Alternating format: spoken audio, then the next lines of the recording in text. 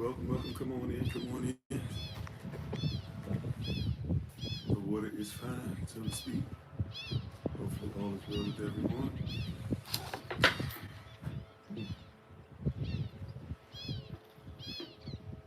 Today, that's Salahia. My apologies for running late. I had some issues to take care of.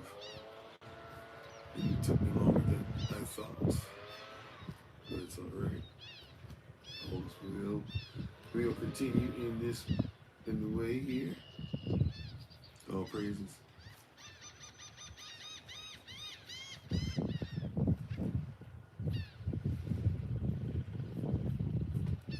Okay.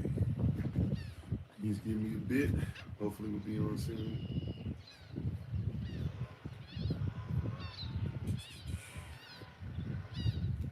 Hopefully, prayerfully, everybody's doing all right.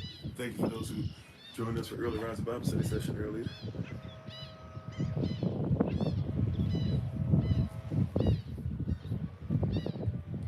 Continuing our series we just started yesterday, starting our Exodus series.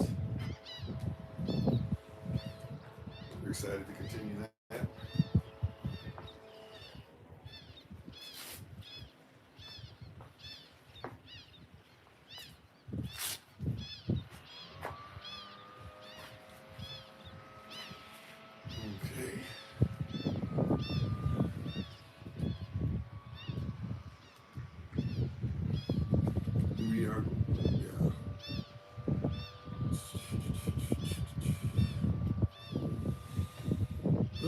Alrighty. Once again, thank you everybody for your patience and being on with us on this rising. We're going to be going back to Exodus chapter 1. We did Exodus 1 through 14 yesterday. So we're going to continue in chapter 1, verses 15 to 22 today and learn a little bit more. And as we kind of showed yesterday, it's not going to be so nice through this series. It's going to be a lot of stuff we're going to be learning and unlearning, and a lot of truth, as always, but especially in this is going to be highly focused in specific places, so we need to make sure we are very focused on what the Most High has for us. There's going to be some things that we're going to see, some things we're going to have to unlearn, some things we're going to have to see the actual value in on the level of it, and some things that are still plaguing our people today that we need to make sure that we take care of, because the same persons who had to go through an Exodus then are the same persons that, whether we're talking about spiritually, emotionally, physically, psychologically, etc., they still have to go through an Exodus today. So we're going to continue in this, continue to learn, continue to grow. And I'm pretty much ready to start. I just have to wait for one more platform. And we got that going. So let's get ready to get into this word. Thank you everybody for being on once again.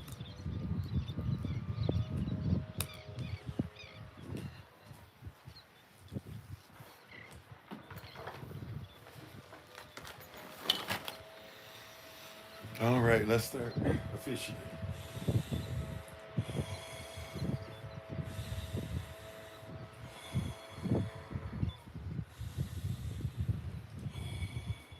May the words of my mouth and the meditation of my heart be acceptable in Yahweh's sight. He is our strength and our Redeemer, and it is in His name, which is His authority, that we pray, praise, proclaim, project, and protect today's message. Amen. Hola, mi nombre es Kofi. ¿Cómo está? Bonjour, Kofi, ça va? Ni hao, namaste, osai nikitawaya, Ohio, si, manut, magwan, kripsa, kasamina, aloha, ciao, onson, privet, habarigane, akwaba, madase, etisen, Jumbo, Mimini Kofi Ninavarako Katana Wewe, Guten Tag, Grand Rising Salutations, welcome, peace, Bakwata, Bokerto, Bokata, At Bakwata, Barakalata Mikhaba, and I credit to Christ, Mashalom Khe, Shalom, At Barak, Shalom, It's Baruch. Peace and blessings. I am Pastor Kofi, as a servant of Christ, where we are always changing lives one mind at a time, being the voice of the voiceless and speaking the unspoken. We appreciate you. We're continuing this Exodus series. We will have a live session this evening, starting this evening, and for every evening this week, we're going to be doing special live sessions where we'll be teaching about what we believe at SOC. So you can feel free to join us there. This time it'll be on the live sessions. We'll try to have a number. I'm not sure if I'll be able to do it tonight. But if not a number, you still will be able to ask questions about this. We'll go over 10 different things each evening. So prayerfully, you guys will be able to join us for that if you'd like to be able to see what we believe here, to go along with things that we have, series we've done in times past, such as having the letters we believe or the 7 F's. Different things that show what we believe here at SOC. But I would suggest that you join us this evening so you can kind of go through that with us if you're somebody who's going through. That being said, so it's going to be a specific thing tonight. If persons come on, it's not a Q&A per se, it's going to be things dealing with what we believe. So if there's things that persons are saying or things like that, or persons are trying to be trolls or whatever tonight, just let persons know in advance. It's going to be explanated, so to speak, it's going to be cut off, so we can deal with things the way we properly should, dealing with the seriousness of subject matter we'll be talking about this evening. But that being said, let's get into the stuff for this rising. We're going to be going to the book of Exodus, chapter 1, verses 15 through 22. Exodus chapter 1, verses 15 through 22. Once you have it, say Amen, amen. I got it. I'm with you. I'm listening. And we'll go ahead and we shall get started on this evening. All praise to the Most High. Once again, thank you everybody for being on with us. We appreciate you so very, very much. And how's everybody doing? As you're turning there, Shalom, Barak. How you doing, Elder Anais? How you doing, Callum? How you doing, Sister Dawn? How you doing, Sister Barbara? Brother Keith? Let's see. Sister Erica, Sister Deborah. My apologies, Sister Deborah. I don't think I said shalom to you earlier for early rounds of Bible study session. Welcome back, everybody who's part of the early rounds of Bible study session, by the way. How you doing, the Roger, Sister Beth, Fire Night Goods, Baron, bring around to you. Brother Rodney, Crafty Sister Designs. And thank y'all for like, share, subscriptions, hitting the notification tab, all that great stuff, hypes, etc., etc. We appreciate you. Thank you so much. How you doing, Empress Alliance? How you doing, Minister Stephen? How you doing, Dan C, Sleepy Eyes, Big Brother Thomas, B's Moments. And if I miss anybody, once again, as always, touches my head, not to my heart. Sister Shirley, Shalom. Brother Jacob, Shalom. To Lottie Dottie, everybody.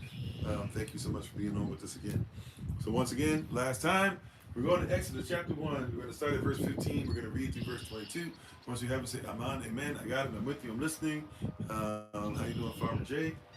So we're going to go ahead and read this word, and we're going to continue the series that we started off in yesterday. And yes, there's going to be some stuff, because once again, the same children of Israel dealing with very similar things to this day, right? And we got to make sure that we are ready to escape, especially mentally, spiritually, emotionally, and even physically, psychologically as well.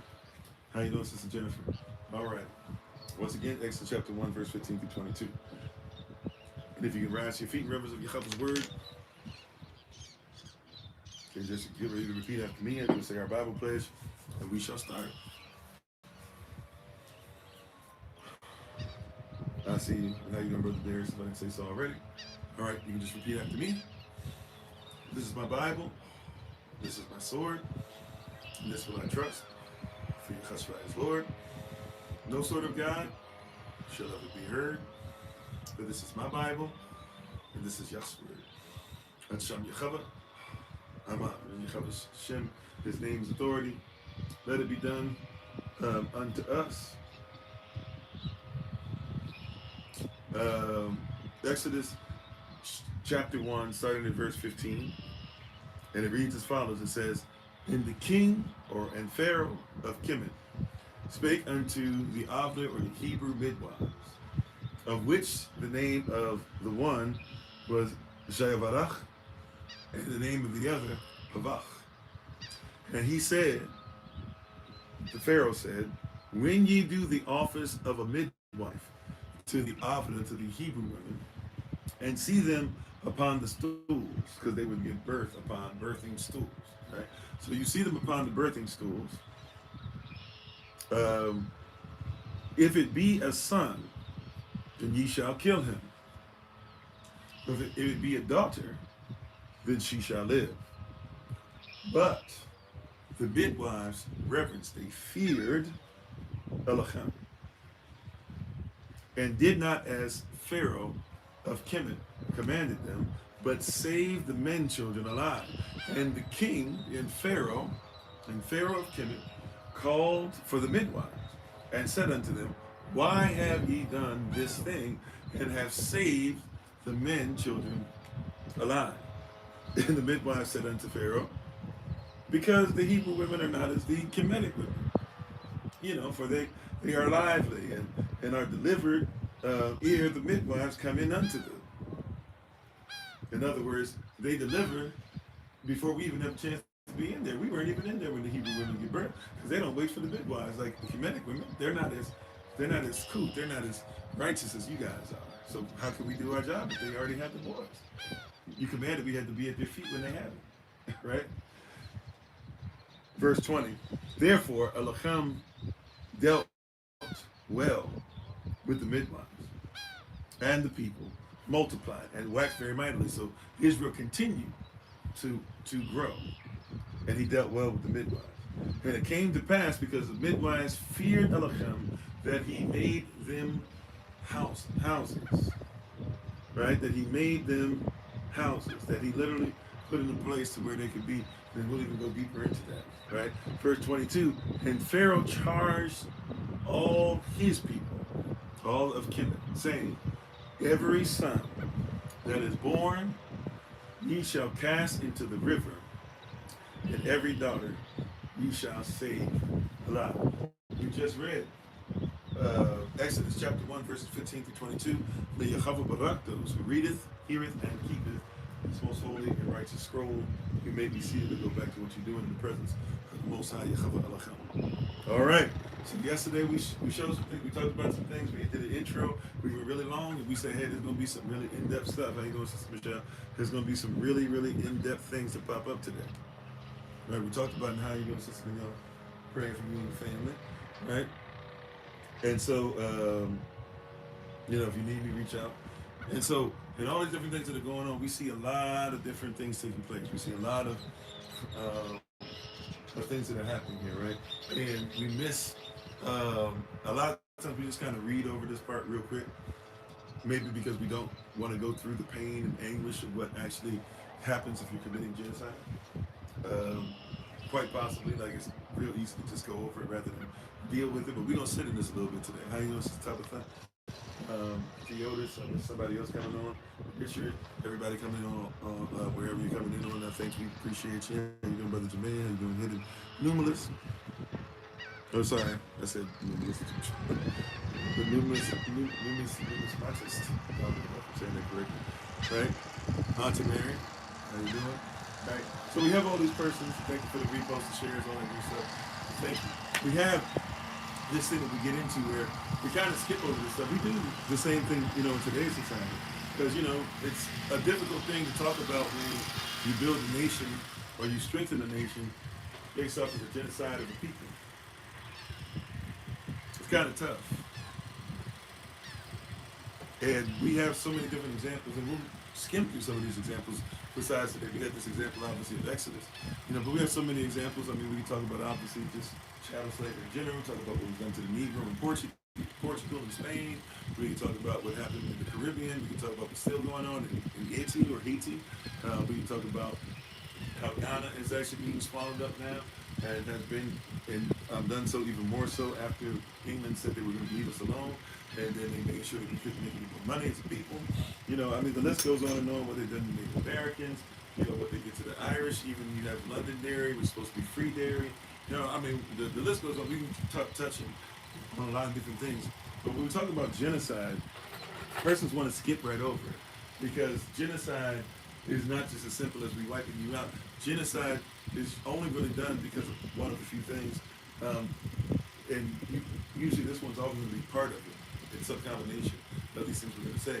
Number one is because you're a threat, right? Like if you ever try to figure out what happened to ancient Carthage, well, Carthage didn't just disappear. Carthage ran into Rome. Rome was able to take some of what made Carthage great, reverse engineer it, use it against them, and to make sure that they didn't come back, or that Carthage, couldn't be a threat to them. Not only did they wipe out the people to the point to that this is probably exaggerated some.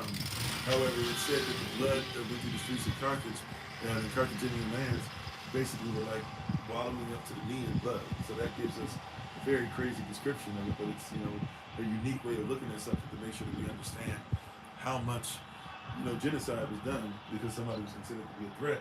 But also, the women and children are taken as slaves and forced to be wives and things like that.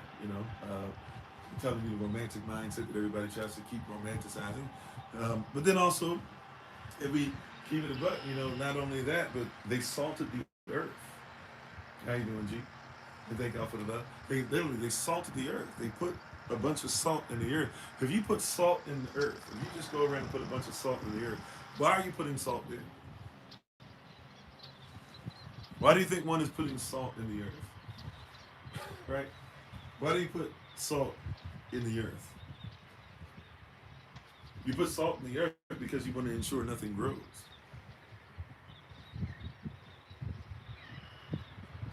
Yeah, to ruin the soil, right? So ensure that nothing can grow. So these persons saw Carthage as such a threat that not only did they defeat them, not only did they take their women and children and then force them to become Roman and be against their own selves and values and dismiss the things that are of their people that they see in the mirror, but then they said, we're going to salt the earth. It's so bad we're going to make sure that you can't even go live there again. Right? I mean, how many places are buried in the water now? Or just buried under land because persons were considered to be a threat? Central Park, in the water right next to it. When you go there, you have to realize you're going to a graveyard. Because persons' land was taken, persons' cities were destroyed, persons were kicked out, women and children were removed, and then they put the land in the water. Right? What about in Georgia? Put the land in the water. What about in Texas? What about, literally having levees that are broken because you could care less whether the town is underwater or not? And then when the person's struggling to survive, when anybody who's of color is trying to make sure that they have something over their head, like food, they're being told it's being put in the paper, and these persons are robbers and thieves and hoodlums. Meanwhile, a family that is not of color is all of a sudden doing the same thing with food over their head, and they're saying it's being said they're just trying to survive. You must recognize that genocide, whether it be genocide of one's people, culture, physical genocide, spiritual genocide, and national genocide, or nationality, or just genocide as far as killing somebody's name, is very important to ensuring that you will never be able to come back from it. That's the goal. And if you recall yesterday, we made it a point to tell you that Exodus is really dealing with not just only those things, but what has to be done because of worship. Right? And how you doing, Sister Donna? If I didn't say so already, yeah, I was talking about Lake Lanier. Thank you for the completion of that. I was saying Georgia. Couldn't remember it was Lake Lanier. Thank you. So I need you to recognize that when we talk about these things that are going on, the genocide even goes to who you worship. They got to take out your worship. That's crucial. That's a big deal. They have to remove who you worship. See, to the point to where when I say open your Bible to, a lot of persons go, oh, see, here you go with the white man's religion. I'm sorry, double OG, triple OG, how you doing? He'll say, that we go again with the white man's religion. They have committed such genocide that you don't even know that before there was a term called white, and before you considered Jewish persons to be Judah, and forgot about the rest of Israel, right? In the meantime, you forgot that you can't talk about the Bible without talking about the Negro. As much as they were busy trying to tell you growing up not to call yourself a Negro and call yourself a black man and say you were black, you were proud, and blah, blah, you were called a Negro for centuries. And Negroes were different than Africans. They were both enslaved, but it's literally written down that the Negro you were looking for somebody who was swarthy, had locks, worshiped Elohim, kept the Torah, right? Kept the feast days, preferred women, and like other cultures where they prefer men over women. How you doing, brother Yachasaf? How you doing, Goose? Right? Like these are things that are there. But yet, when you hear about the Torah, and right, Tedach, the Torah, as we call it today, when you hear about Torah, which just means doctrine, instruction, that includes law, right? That includes anything that's ever been preached or taught by the Most High. It's all, if it's His doctrine, it's His Torah, it's His instruction, right?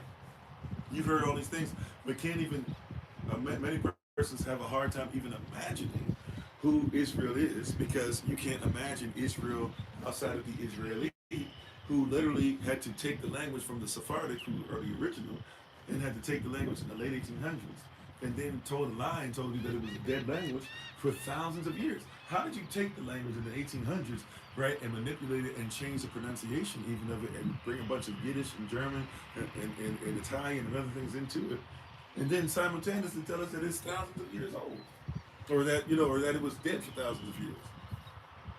How does one do that? How you doing, Asher? Ash, thank you for being on. How you doing, Nicholas? Right? You can only do that by committing genocide.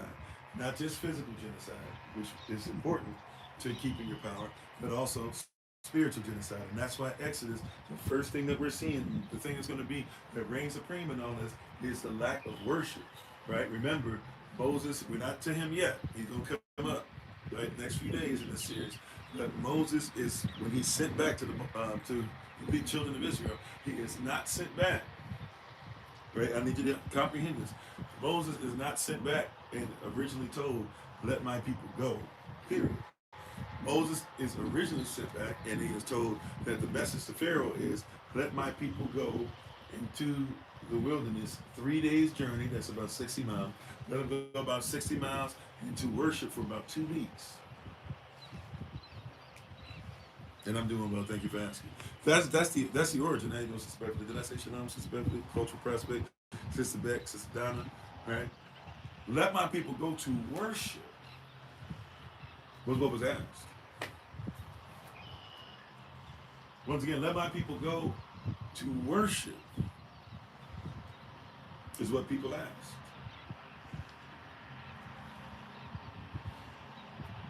Or what Yah asked. What Yah sent Moses to do was say, hey, tell Pharaoh my people need to worship. Right? And so you got to comprehend, right? The people were worshiping, and as we worshiped and as we kept faith and as we kept the commandments, it says we began to grow. And we grew so much that we had outgrown Kemet. Now, Pharaoh was still first in command, right? And Israel is still second in command, but Israel is so powerful now that if we ever, that at least, so they said this is what always happens with us, is that somebody looks at us and they say, hey, if they ever wanted, they could leave us and go with the enemy and come back and conquer us. That's not anything that we were commanded to do. It's not anything that we wanted to do. It's not anything that we had covenant, contract, whatever. But somebody sees that. See, when somebody sees that you could become powerful enough to be able to take them out, well, now you got to break them down. And remember, whenever you breaking down somebody, I know everybody want to talk about all these different things, but I said this yesterday, I'll say it again today, just to make sure we're on the same page. You've never seen a country that's ever been built without worship. Never in your life. They don't even have to worship the truth, or the true and living Yah, the way, the truth, and the life. They don't have to worship him. What I'm telling you, though, is every country that's ever existed and still exists has worship. Right? Yeah, they do. They have a spirit in place. They have a deity in place. They have a belief system in place. They have morals in place. Even if you guys say, well, those morals are changing, well, your country was built on those morals, so you still are built upon some. Even if you say you're not a Christian, cool. If you're an American, there's Christian values there, even though your founding fathers were not Christian. But they use Christianity as a shield to be able to cover certain things while they talk about other things in a Masonic manner. But it's still using Christian values. You got to recognize what culture you're in. Right? There's a way that you worship in Japan, which causes the morals to be there. The morals are different in Japan. The morals are more some warlord type stuff in Japan because who they worship are more warlords than anything else. If you go to Rome, look at how Zeus acted. Zeus was up here changing his form, sleeping with all these different women or whatever, right? Would just change his form, act like he was somebody else. That's how Perseus got here. Perseus, son of Zeus. Perseus. That's who he is. That's what his name means. Right? He got here because his father Zeus pretended to be his stepfather, who was his mother's mother's husband.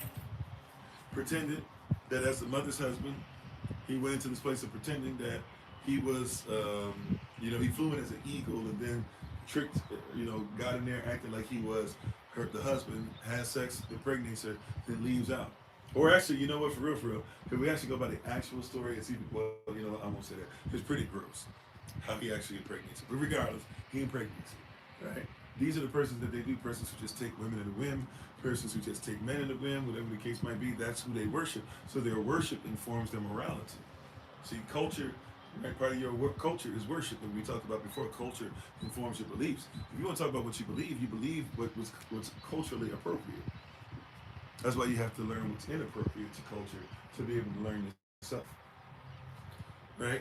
If you want to know who you are in the kingdom, you can't be appropriate in the world. How you know Holy Spirit feels, right? I'm gonna say that again. If you want to know who you are in the kingdom, then you're going to have to learn how to be inappropriate in the world. Because appropriate literally means that somebody has to take what it is that you do, or they have to take something from you. They have to reverse engineer it. They have to then study it to see how it works. They then re-engineer it, but add something of theirs. They then give it to you, ultimately usually sold to you, and they'll sell it as theirs, and they'll do so for profit. So everything that's been sold to you about you, it profits them. It's not supposed to profit you. So now,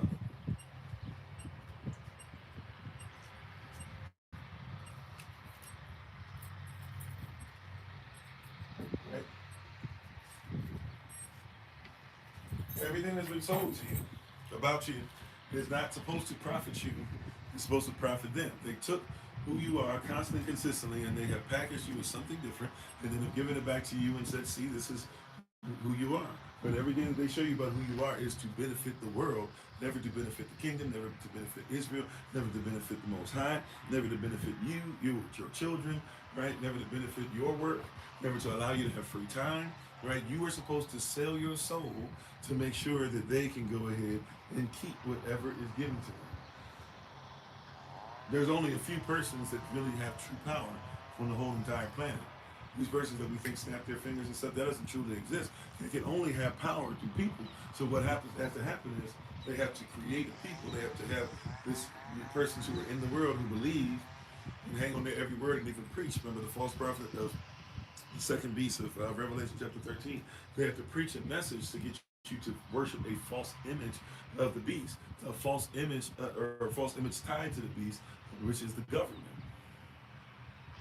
If you want to take a people out, you have to commit genocide.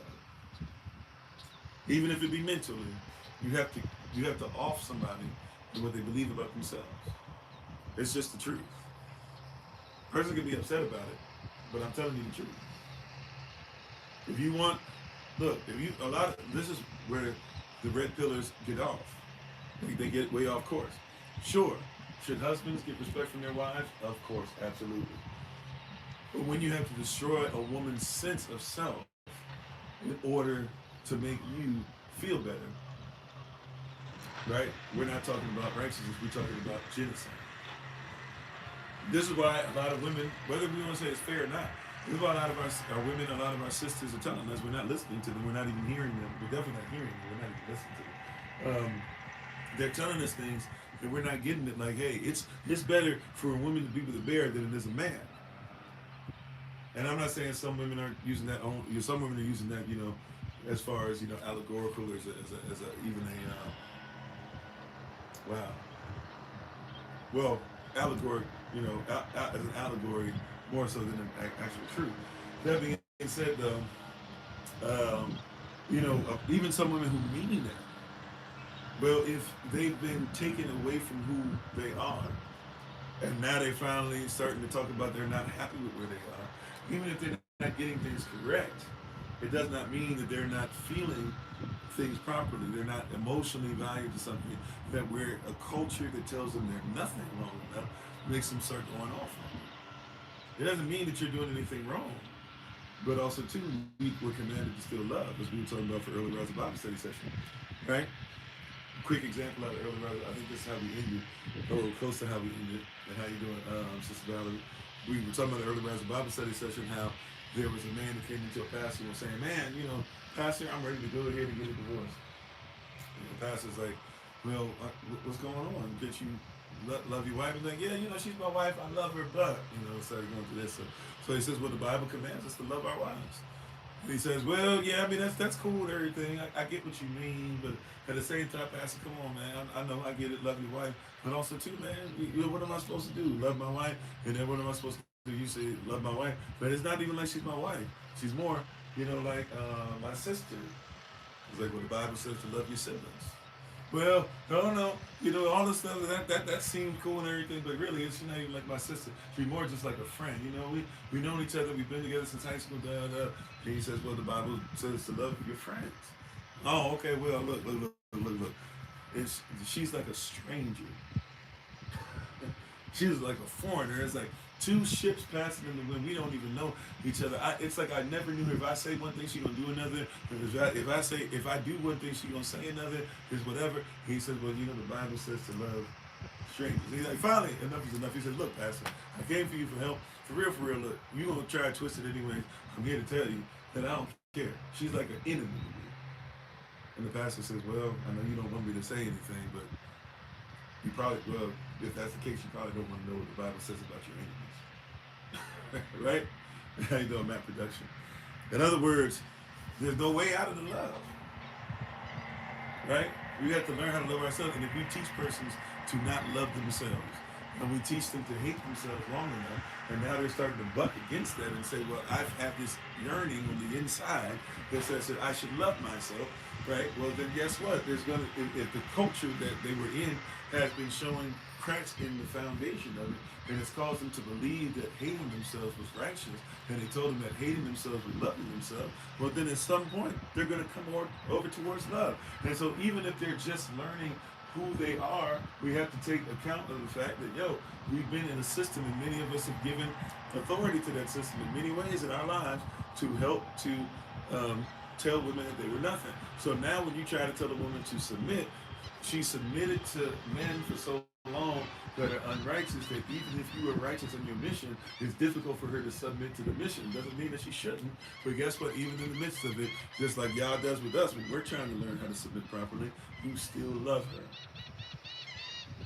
You still nourish her. See, and you still cherish it. See, many women have never been cherished, and even the ones that have been cherished, I promise you this, many, I'm not saying all, praise God for those of you who have, but let's be honest, many women have never been nourished. The women have been told how they're supposed to nourish everybody else. Nobody has ever nourished them. Many of them. Come on, somebody. Let's be honest. Let's be honest. And sisters, you need to hear this and not just say amen, because that means that a lot of you don't know what nourishment is yourself.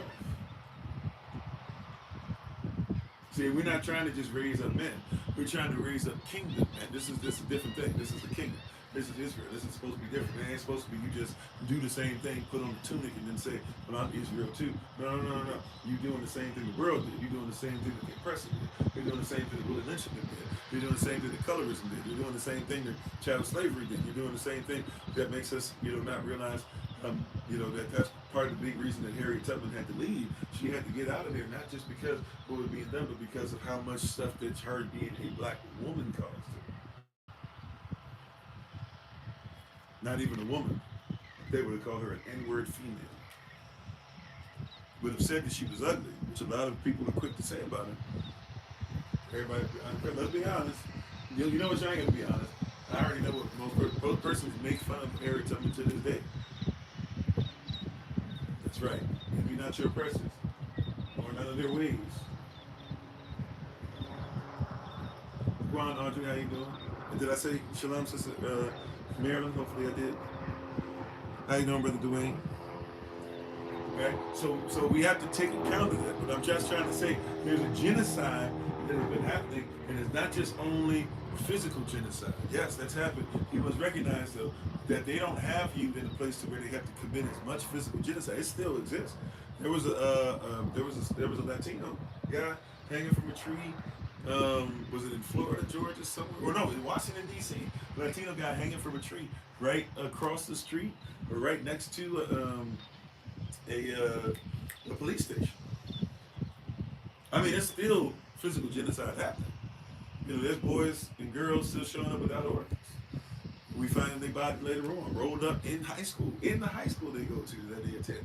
Finding their body rolled up in the mat, missing organs. And Nobody has any clue, has not a clue, no matter how many cameras there are, as to how that happened.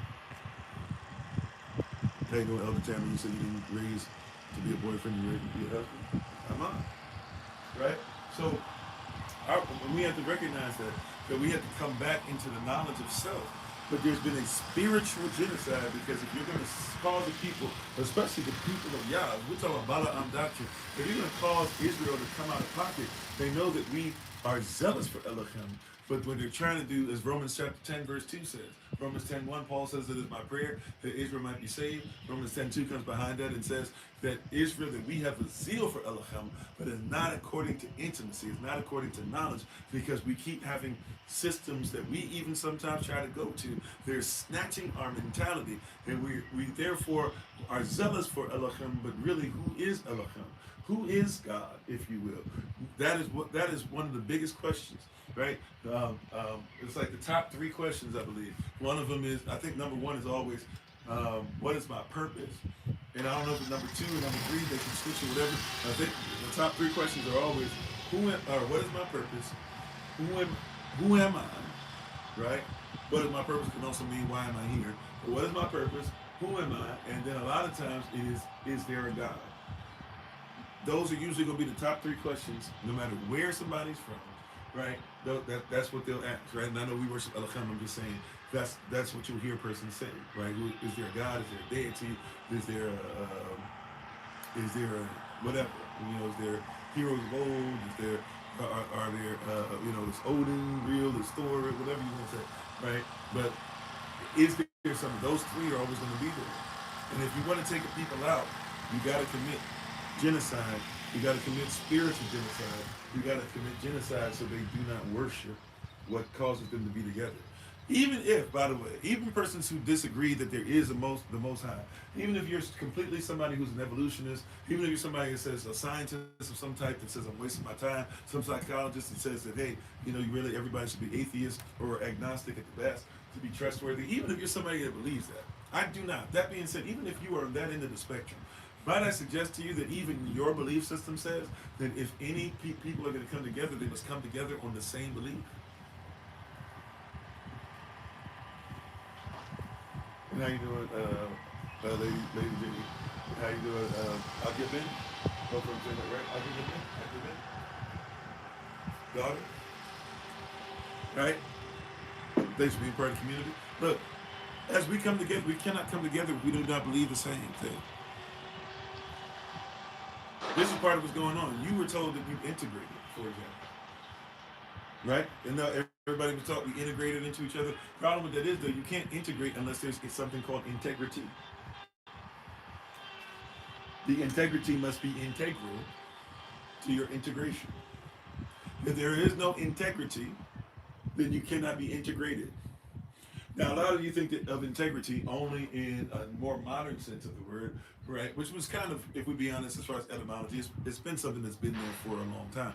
But the more modern way of thinking about integrity usually is just talking about how one tells the truth, how one is a nice person, how one makes sure that they do what they're supposed to do. But integrity, right? Integral, integrated, etc. It means to become one. Mm-hmm. If you are integrated, it means you become one. If you become part of a community, you become one. If you are going to have a community that has integrity, then everybody must become one. This is why the Bible discusses us as being a body. Come on, somebody. It discusses you and I as what being part of the body.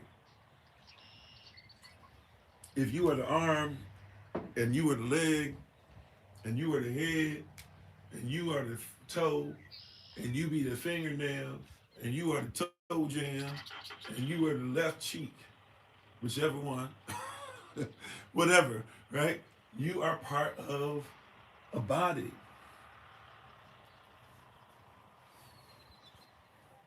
You are part of a body. How you doing, Frank? And if you're part of a body, it means that the body moves together. And as much as you might think bad about the little toe, let your little toe get stubbed. Right? I got a little pinky toe, been broken on both sides. Both of them are little hooks, all that. But let that little pinky toe get stubbed. I bet you the entire body is going to react. Matter of fact, it will react. That's right. Auntie Marion, we are one. Look, I bet you the entire body, and it will react even more so than it will for other things because that little toe, peak game, that little toe is considered to be a weaker part of the body. And because it is weaker, it actually gets more respect. It gets more, the whole body, because it's weaker, right? It's in a position that's really important for the body as well. Because try walking without toes. They don't work that well. All right. That being said, though, the fact that it's the little toe, the lip, when you hit your pinky, the pinky, you react different even than the other fingers. The other fingers, you still don't like it when they get jammed, but the pinky gets jammed, you have a whole fit. I accidentally, a couple nights ago, last night, couple nights, something like that, a couple nights ago, accidentally I was wanting to slam my hand in the door, my fingers, right, and all my fingers. I'm not even sure because I couldn't feel them for a while, so I'm not sure if my pinky got in there or not. But I'm sure that all these got in there. This one I think so, but I can't really tell. But all these felt it, especially on the thumb, and especially on the ring finger, and the part of, in the top of it. I don't have crazy. Well, I still got a little mark where you can see where it pressed down on the nail. But I promise you, something you think the fingers don't matter until all of a sudden, until all of a sudden. Praise God, I didn't curse, wanted to, but I ran around a huge parking lot. I was doing laps, talking about some. For no lie, probably about 20, 25 minutes. You might think that it doesn't matter, but let that thing get caught up.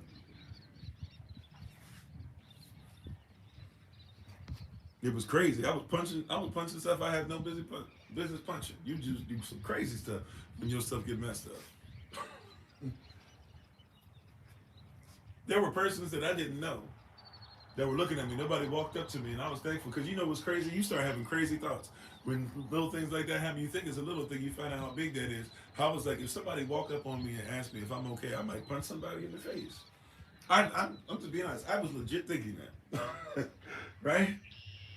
I was legit like, if somebody were to walk at me and be like, "Are you okay?" I probably would punch them in the face right now. I was partially trying to stay away from persons because I was like, I don't know what I'm gonna do. I'm just hurt. Hurt. Persons that are hurt will start acting out. Persons that are hurt will start doing so. I was like, I got to remove myself. I might have to go 3 days journey to worship to remove myself because I've been hurt for so long under this thing of the lapse of slavery. I might punch somebody in the face, and a lot of us, we do a lot of stuff where we punching on folk and we saying stuff and we hurting people. We hurting our people. We're hurting other people. We're hurting persons that want to become part of what we do.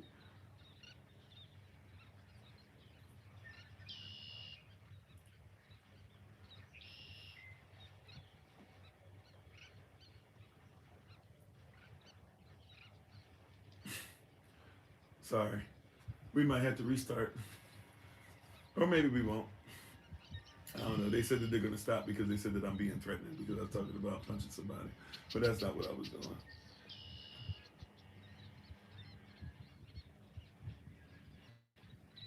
They think that I was threatening somebody. It is what it is. They have other stuff. I told them I don't do it. I don't know. But that being said, right? That being said, I was in a place where I was frustrated. I was in a place where I was hurt. I was in a place where I was hurt. I was in a place where I was frustrated. And so because of that, I was like, man, I even need to get away from persons because I'm angry right now because I'm hurt. I know somebody been there before. You in a place where you're angry, you hurt. You don't mean anything towards somebody else, but especially when you start learning the truth, you start learning about who you are, and you learn that persons have held you away from who you are. Well, then yeah, you start feeling hurt and frustrated, and you'll go off on somebody, won't you?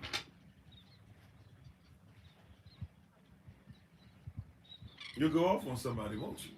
How you doing, user 979906008, etc. Thanks for being part of the community, or thanks for sharing, right, and being on with us. But yeah, so we go through quite a bit of things, and we go through quite a bit of hurt and a lot of pain and different things because we've been hurt, and we as a people, somebody saw us growing and decided that they would go against covenant with us, which, as we talked yesterday, meant they went against covenant with the Most High, and they should have seen that the curses were going to come. They should have seen that the pain and anguish that you put people through, but they were so afraid. You know, sometimes we can be so afraid because of what we've been through that we'll start doing things. And so you got to recognize that's really what this whole thing is about, is that Israel has lost their ability to worship. They have physically left the location that they were supposed to worship in, right? And there's some things that are going to happen now that must allow us to exit that situation so we can begin to get back to where we worship. Holy Spirit has sent me on assignment today to give you a reminder that you got to move back. You got to get pushed away to get to where you should worship. How you doing, Gail? Thanks for being on. See, it's time to start recognizing. How you doing, Brother Alton? It's time for us to recognize that we got to get back to worship. Are you ready to get back to worship? Well, in order to get there, we're going to have to heal from some things, including genocide. And that's one of the, and that's when I say that it's a woo thing, because to be honest, you've been taught to get over genocide for far too long. That's why some of you still take some of the stuff that you do and want to be committed to a system the way that you are, and don't want to do things in private. Want to keep doing everything in the government and in beast, and make sure. And you want to make sure that your marriage is done in the beast, and you want to make sure that your company is running the beast, and you want to make sure. It's because that genocide has become so normalized. I told persons this. I felt bad after Ahmaud Arbery. There were other persons we had even helped behind the scenes, but we were, those of you who know how when we started really jumping up in number and everything, it was because of activism more than anything else. And Ahmaud Arbery, that thing broke me. I remember I tried to put a video up like 15, no, I had to be like 15 to 20 times. It took me like an hour, and finally when I put up what I put up, I just was like, I'm gonna just leave it up there. And it was just basically me being crying and saying I can't do this no more. Because, and what I was trying to get across, I was like, they took our brother, they can't do something like that. Something to that effect still hurts me. And if I start thinking about it too much, I won't make it through the life. I'm still healing from it. But I remember when everybody, like, I was getting tired of watching, and I can take a lot, but violence is something I just don't want to, if I have to deal with that stuff, but I don't like that. I don't like to deal with that. And yet, it was like we were in a system at that point where all we were watching was like day after day after day. I was watching like 4 or 5 videos a day because they make you feel guilty almost if you don't. And it's like of watching, having to watch one of our people die. And he broke me, man. Like, not he, but what they did to him with those shotguns and stuff like that. I was like, yeah, I can't. And everybody was saying, watch it. I found myself the whole day trying to watch it, and I couldn't. And it just finally, I was just like, yeah, I can't do it. I can't see another one of us, another brother, another sister. I can't see them lose their life again. And it was weird because I had a moment where I was feeling bad, and I realized I wasn't only feeling bad because the brother lost his life. I was feeling bad because I'm supposed to be strong enough to watch our people die like that. How with what amount of regularity, what percentage of consistency must our people's genocide be interwoven into society before we finally get the message that, like, hey, this has been too normalized? How many television shows, how many so-called black persons, how much black folk have to get their time in cinema by doing something that has us doing something that allows persons to say, or acting as a character that allows person to say, we deserve death in some way, you know? And so, like, that was a big thing for me. Like, I had to make a decision, and it sounds weird, but I mean, it's the truth. I had to, like, be like, I'm not going to watch another person die for a while, and I didn't. And it sounds weird. And maybe that's not something that everybody else deals with. It might have been a personal thing. I just recall I had to take a moment away from watching all this stuff because although, yes, I'm still an activist, just different in a different manner now. That being said, I had to take a step away and be like, yo, I can't, I can't watch yet another person. I can't watch it. Maybe I can even read some about it, but I can't even read. Like, I got to a place I have to stop reading some of the details because it's like, yeah, I just can't do it every single day. That's what it feels like. I'm not joking. At one point, it was like 3, 4 times a day because, and I'm not trying to say it's wrong. I'm just saying where I was. The say his name, say her name movement. It was always like I had to memorize 4 more, and I was just like, I can't even keep up, you know. And then, and there always be somebody. It was like it became a contest. How many names could you say? How many videos were you putting up about this? Could you find a new video that nobody knew about this person that was just off yesterday? And I was like, what are we doing this for? It's become like it became part of the rhetoric. It became part of a movement that wasn't even necessary. That we need to make sure that we out genocide each other. Yeah, it can drive you mad.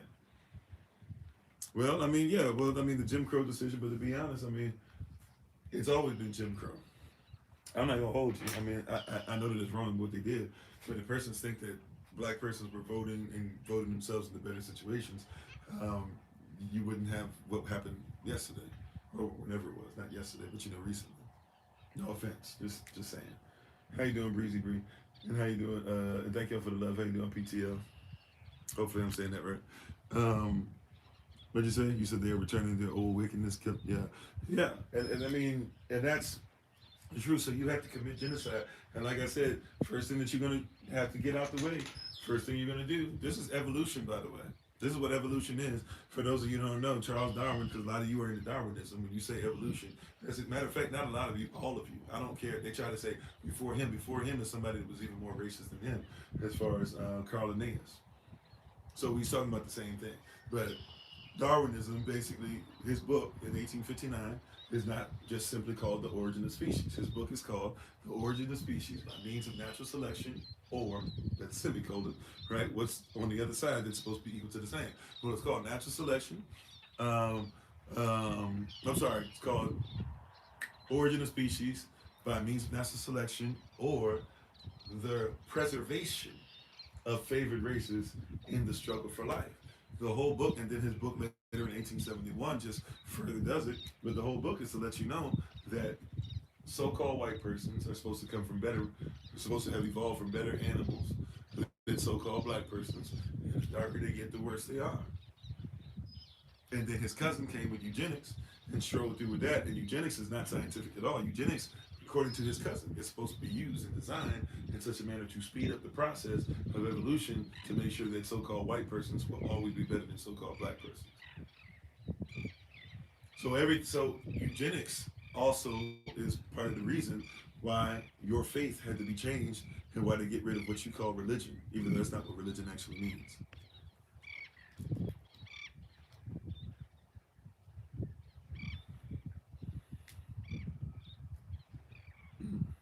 They cut us off. Yeah, yeah. I mean, and it's the truth. It's the truth, straight up. You might not like it. It's the truth, though. Straight up.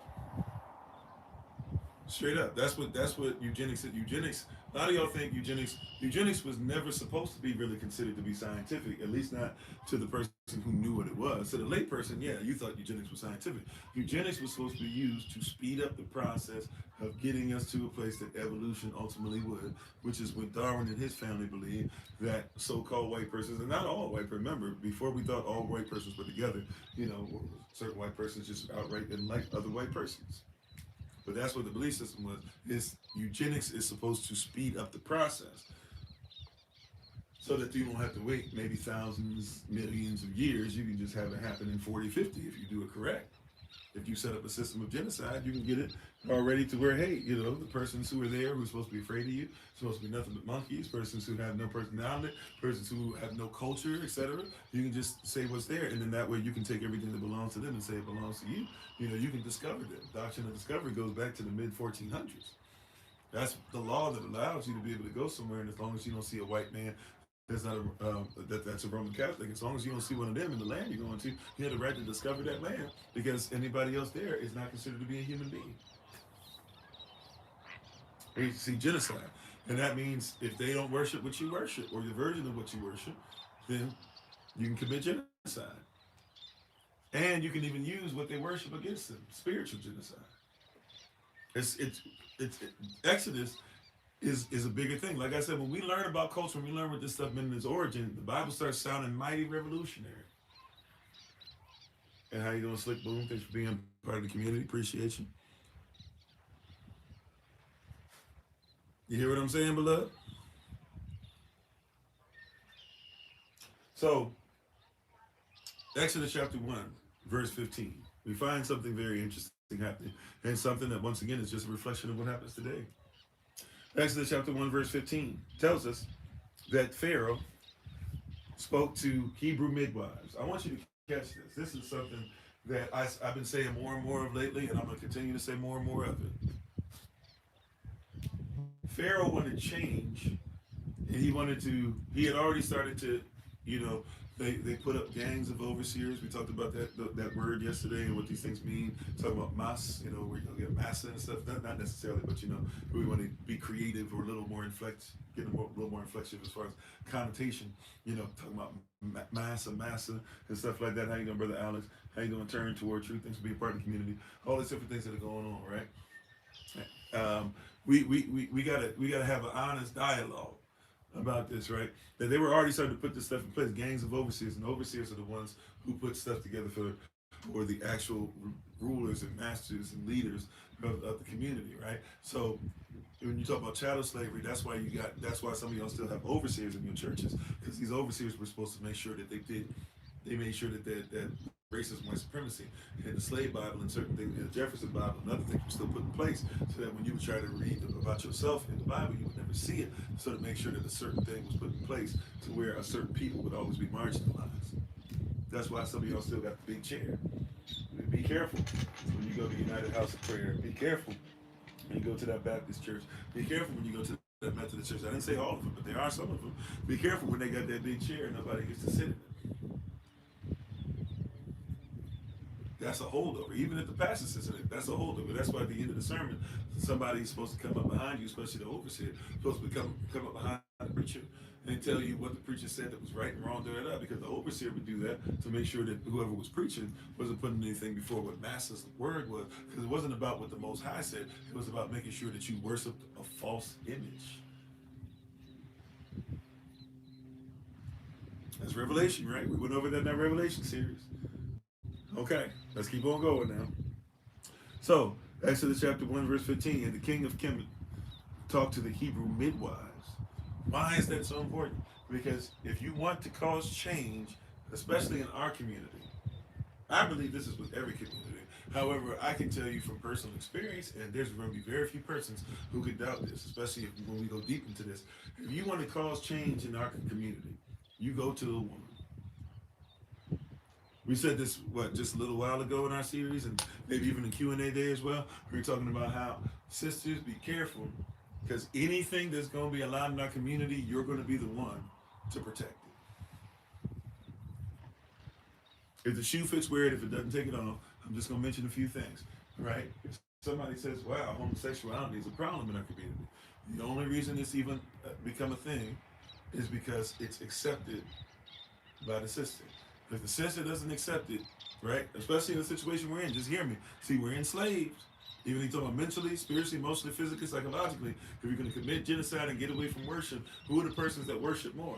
Let's be honest. In our society, in our community, it's a lot harder usually to get men to worship. It shouldn't be, because we raise them wrong. So in our society today, it's easier to get sisters to worship, because sisters feel more like they need somebody to help them, and it's easier for them to submit to a mission than somebody that says, hey, you can actually be treated like a human being.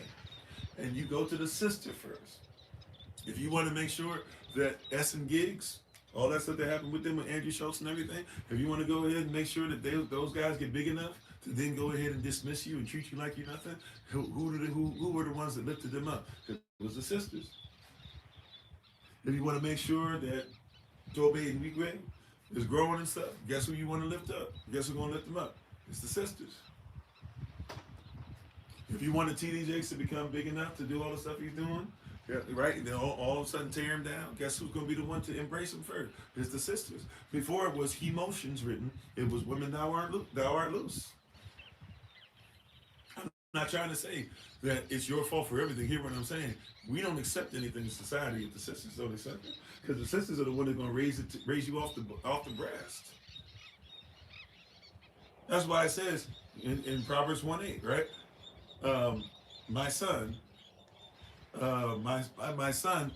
hear the instruction of thy father, and forsake not the law of thy mother. Because the instruction of the father is there, but the mother's law is what makes the father's instruction righteous. If the mother has another law while the father is giving instruction, well then the father is not who he's supposed to be.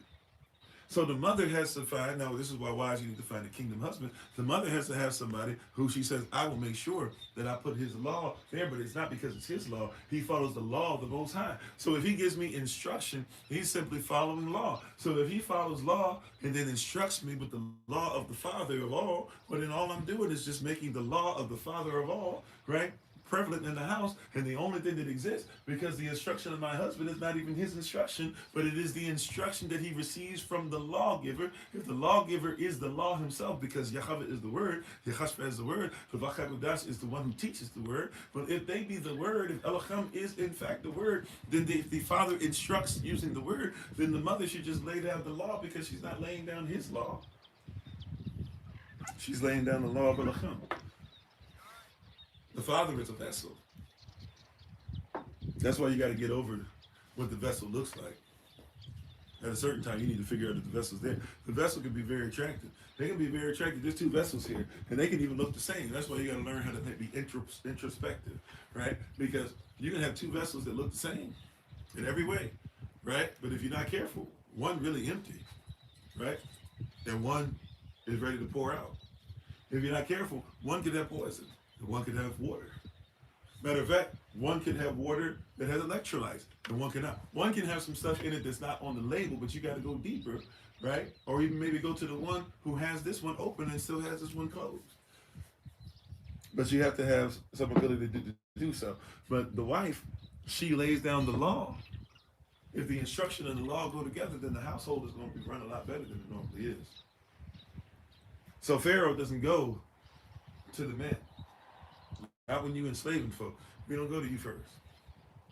Where do we go? We got to break down worship. We got to break down the way the one that you worship wants things to be done. We got to break down your culture. Who are we going to go to make sure that we break it down? It says they went to the midwives. That's how powerful you are, sisters. How you doing? I am. That's how powerful you are, sisters. Don't let anybody start to trick you and tell you something different about who you be. They went to the midwives. Pharaoh, the king of Kemet, Pharaoh, he goes to the midwives. And watch their names. Right? I just want to throw this in here too. Not throw this in here. Let's make sure we serve this up. Allow me to serve this to you real quick. All right? There's two that he's going to. Obviously, these are the ones, if not the only ones, these are the ones that are doing most of the stuff that's out there. Right? There is Shayavalav. Right? Her name means fair. Means fair. Fair. As in fair. As in that's righteous. As in that makes sense. As in you do this, I do that. Okay. Her name. So one's name means fair. Okay. The other sister has the name of Pavach or Pavav even. And her name means splendid. So fair is one midwife who's doing most of the stuff and making sure that she's going around and checking on them. And these are also midwives that are recognized by Kemet. So they're hired of the world, but they have to take care of their people. Come on, sisters. Right? They have to help to make sure that the families are together by their people, but they also have to follow the commands of the one who's oppressing their people and has put these taskmasters, which that word once again means gang of overseers. How you doing, Sister Shima? These sisters have been tasked, and one's name is fair, and the other's name is splendid. Splendid. It's splendid. It's a splendid day today. It's a great day today. It's not even saying it's like over joyful. It's a great feeling. It's splendid. Splendid and fair. Right? Two women who have to work, who have the job for Pharaoh, right? But have the work for Elohim. And it's very interesting. See, they'll look for sisters right? To put them in positions to where they weren't protected. These sisters didn't feel protected. Pharaoh went straight to them. He didn't go to their husbands. He didn't go to the men. He didn't go to he went to the sisters, knowing how vital and important they are. And that he's about to do something diabolical. And the only way it's going to work is if the sisters see if the men accept it. That's one thing, but the women will still fight for their children, right? But if the women accept it, then it means that other women, see, these are the women that women trust. These are the midwives. These are the women, if you will, in a sense, they're even elders. In a sense, they look over the young women. They look over stuff. They say this is what you do. And so he says, whenever you come before the stool, how you doing, Shelley? Thanks for being on with us. Thank y'all for sharing and likes and subscriptions, all that great stuff. Appreciate you. Right, hear what I'm saying? They come to fair. That's one name. That's the first name, means fair. And then they come to splendid. And Pharaoh says, hey, fair and splendid. You know, when you come into a situation and you're going to help a woman to give birth, it's nice to know that you're going to deal with fair or splendid or both. Right? If you got to go through the pain of delivering this baby, at least you want it to be fair and you like it to be as splendid as possible, wouldn't you? So Pharaoh goes to fair and splendid. He says, hey, this is what we're going to do. He says, every single boy that goes to the birthing stool, every time you see a boy at the birthing stool, he said, take him out. He said, and every time you see a daughter, let her live. Now, I want to take a quick thing in here because once again, spiritual genocide, cultural genocide, physical genocide, this stuff gets real. And it's hidden in so many different ways. How many sisters have ever given birth squatting or on a stool? If you don't mind. I mean, it's your business, it's your body. Obviously, you might not feel comfortable sharing, but if you don't mind sharing, how many of you have given birth squatting or on a stool?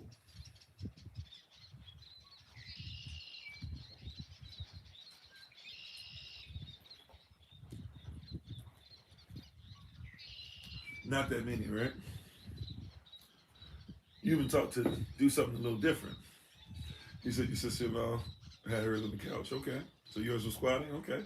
All right. Well, that's more, to be honest, that's more than I expected. How you doing, Jim? Underscore 6.5 or something like that. I forgot the time. You can see the whole name. But the goal is to try and have you to be squatting. Remember, now I'm not a woman, so sisters, y'all, forgive me if I get something or correct me. But last time I checked, when your water breaks, you don't do this. When your water breaks, you go, right? When you're feeling that pressure, or when you go into dilation, and they tell you to walk, you're not walking. You're not marching through, right? You're not up here, right? You, right? You kind of squat, right? Because the natural position for you to be in, right? Natural affection, naturally who you are, is for you to squat. There's something that's called a birthing stool. It's something that we use, something we still should use. Kind of looks, some of the birthing stools that they have in other cultures. Well, actually, I guess in our culture probably would look similar. Looks almost like a toilet seat, right? We would call it a birthing stool because a sister, when she has a baby, should squat in position. It's a natural thing. Matter of fact, sisters, that's one of the reasons why they have you not eat before you have a baby, right? While you're going through the stuff, and they have you can only get ice, and your husband not being able to do anything and feeling useless. All we can really do is just give you ice chips and hold your hand, right? But when you go through that process or whatever, they have you eat the ice, and they don't want you to eat anything because they're trying to get you to fast, which actually is not a great thing because your body's actually supposed to have. You're supposed, I don't say you want to say you want to overeat or anything, but fasting before, especially some of you having planned out dates to give birth, and then fasting before that doesn't make sense because when you give birth, when you squat down, some of your fecal matter is supposed to actually hit the baby. When it does, it actually activates the immune system. Right now, there was a while where they were just trying not to have any of the immune system. They didn't know they were doing this, but they were wiping out the ability of the immune system to work, and they were giving all these women Tylenol, and then they started giving them whatever the other one is. It was popular for a little bit. They were giving all these women, like in the early 2000s, giving women all these different whatevers, and it was basically take away the baby's fever, right? So they were giving the women sometimes that, but then they give the baby that. But then the problem with that is that the baby couldn't fight disease. And so now you had a lot of babies that ended up getting seizures and things later in life because of those things, according to what doctors have written down. I'm not a doctor, right? It's for educational purposes only. But that's what they said. Motrin, thank you. I think it was something else as well, but yeah, Motrin was I think the main one. So they were giving all those different things out. Excuse me. They were giving all those different things out, and so these babies started having a lot of issues. Right? Right? Cesareans, kind of in the same ilk. Yeah, but you're supposed to squat. Right? Same thing as like they cut off the umbilical cord. The umbilical cord comes off by itself. This, especially first time mothers, you should never let mothers who have children. Once you start getting 2, 3, 4 in, your body will do certain things, especially when it comes to production of milk. But if you're talking about a first time mother, your milk more than likely not going to come in right away. And so, right, even if you're engorged and stuff, you might not be able to squeeze out but like a little bit. Matter of fact, the first thing you might be able to give your baby is cholesterol, right? Little sack and stuff. So your baby's still getting fed by the umbilical cord. The baby's supposed to get everything out of the placenta, and then once it receives everything out of there, then the placenta itself begins to die. The placenta is almost like I wouldn't say a twin, but basically it's been the thing that's been feeding the baby your food and everything going through the tube, and the food's been going through the placenta. So the placenta basically sticks around to be able to make sure your baby's getting what it needs. And when the placenta starts coming off, you'll see that by that time, usually the mother's milk has come in. They take it away a lot of culture.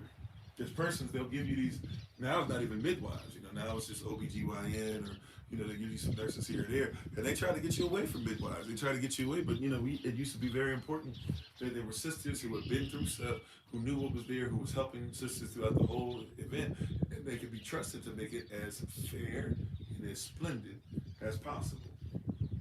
And these women who would help sisters to give birth, right, on the birthing stool. By the way, if you don't know, the only reason why you even lay back, I won't say the only, but the main reason why women are told to lay back in the bed is because there was some weirdo French king who had some kind of fetish and basically wanted to see women give birth.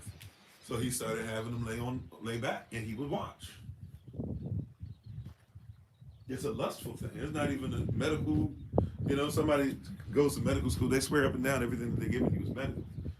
But how you doing, Sharon? But yeah, like that's not a medical thing. There's no medical reason for that. That's because some dude has some weird fetish, and then he's wanted to watch, women give birth, and so now all women are watched. It's kind of like the thing where y'all are told that having OBGYN and going in there, whether it be male or female. By the way, pray about it, sisters. I know I'm not here to tell you what to do with your body. I can only give you the word. Pray about it when you have a male OBGYN. I trust men OBGYN more than I do women. You might want to be careful with that. There's certain things that men shouldn't be doing to you. That's why we had midwives. There's just certain things, that biblically speaking, spiritually speaking, there's just certain things that we shouldn't be seeing and we shouldn't be dealing with that's not with our wife. Right? I'm just saying. I'm not saying that, just pray about it. Just think about it. Right? If you got to do what you got to do, that's what you got in the hospital. I'm just saying there's some things we just naturally just started pretending like stuff is supposed to be. I'm not saying men should be educated on it, because you might have to deliver your own baby into this world. What I'm saying is that we left our culture. See, once again, worship, genocide of culture, genocide of who you worship, genocide of yourself, genocide of protection. And so there's reasons why there were things in place. Up until today, some of you probably never knew that a woman never laid on her back to have babies. She sat on the birthing stool, because it's your natural place to do is to squat. The whole stirrups thing and spread your legs and stuff, that actually came from when they were experimenting on our women as slaves. And they would go ahead and they would do all types of wild stuff to them, and they would force them over, and they would tie them down, and they would stuff stuff in there and open it up. That's where them stirrups and everything, not stirrups, but whatever that thing is called, that all that stuff that they put in there, they'd be looking through it and all that stuff. That used to be wood. There used to be all types of stuff they were experimenting, and they would take women that were slaves. They said that our women, which they still say in books today, nurses are still trained out of these books today to say that our women can't feel pain at the same level that others can. Oh yeah. That's not a scientific thing. That's not a medical thing. That's somebody messing with who you are.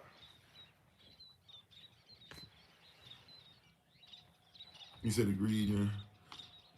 Your sister had a midwife, so you made sure you had one with all three births. Hey, all praises. How you doing, Sister Rita? And thank y'all for the shares, the likes, the reposts, all that great stuff. Appreciate you. So we're in a really weird place where we've taken on all this stuff. Has nothing to do with Bible, has nothing to do with culture, has nothing to do with medicine. It's just these weird worldly things, and we haven't studied to show ourselves approved unto Elohim that we might be able to be workmen, that needeth not be ashamed, rightly dividing the word of truth. No, it's not true. They still teach in medical books. The only reason why they taught that so-called black women, they wouldn't even call you black women back then, but so-called black women, the only reason why they say that they feel less pain is because they were doing experiments. For example, Thomas Jefferson, this is not medical per se, but Thomas Jefferson used to say that black women, that N-word females, that's what he would call you, but black women were lazy, they were ugly, they were hairy, they were smelly, they were unattractive.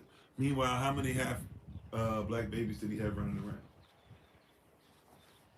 Didn't even free all of them either. But how many did he have running around? He had one slave that he forced so much into doing stuff for him, threatening that he would offer babies, which were his babies too. That basically, some of y'all think that he loved her. And they made movies about their fake love. So yeah, it's a lie, but they put that in there so that it would be acceptable to do what they were doing to our sisters, and they still can do those things. You know, it's like it was acceptable. Person talking about the Tuskegee and what they did to the men down there, and all that stuff is true and it's terrible. Do some research on what they did to women in Alabama and in Georgia and Mississippi, and they would take I think the Carolinas as well, and they had persons that didn't know how to read or write, so they would have them write X's to sign their name. Right? You've probably seen that in cartoons and stuff before. Forceps, thank you. And you see them, they have them sign X's, but they couldn't read what they're signing X's for. And they just be like, oh, it's for your child, and if your child needs help medically, da da da. Then later on, the baby girl would get to where she could have babies herself. As soon as she got into the place where she finally could start having a period, they would go and they would do stuff to her to make sure that she'd never be able to have a baby, so that we would have less babies in our community. Same thing. Children of Israel are dealing with. Same people. Right? But they could go ahead and get away with this because, you know, they're not human. They can go ahead and get away with this because, hey, you know, like, they don't even feel pain anyways. I mean, maybe they should have baby, but you know, it's not like that. That's why they run that stuff on us about Margaret Sanger. Everybody will tell you so quickly that she's somebody that was so great for her community because she made sure that she delivered that A word that rhymes with extortion.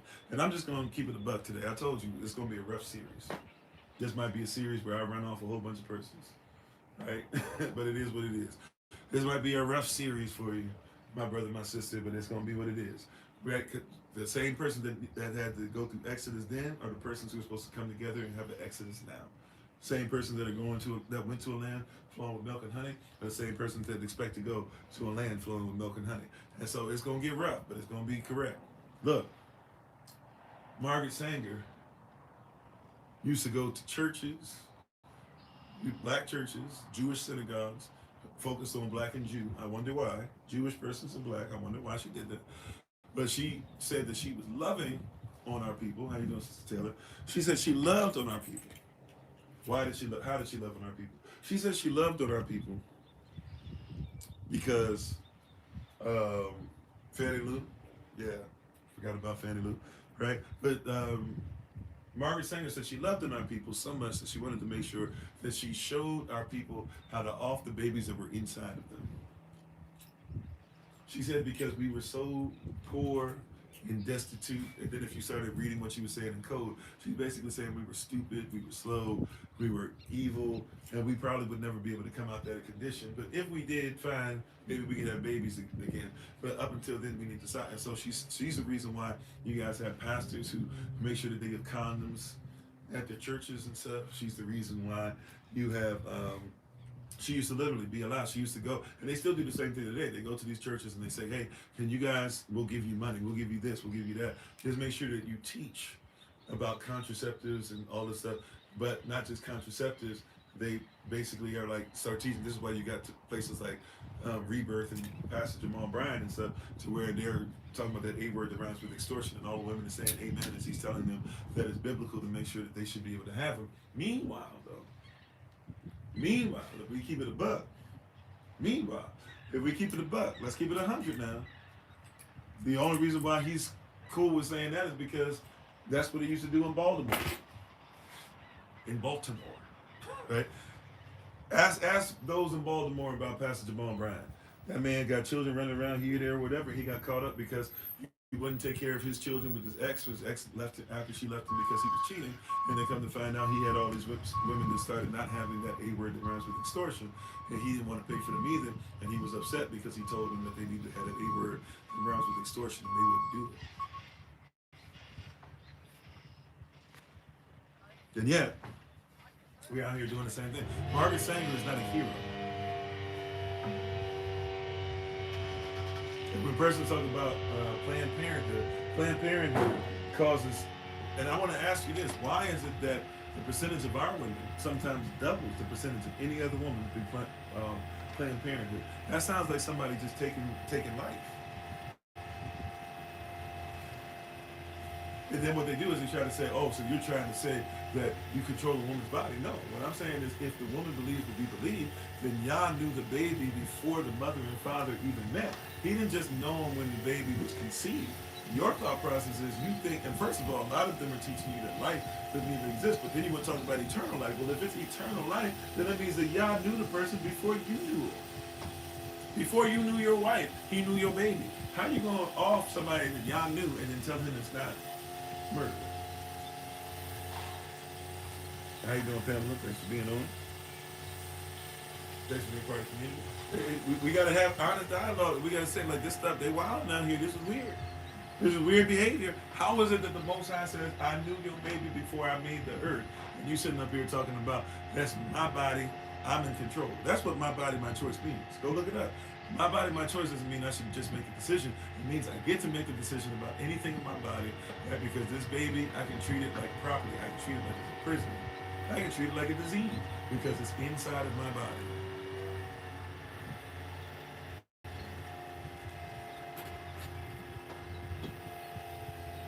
It's wicked.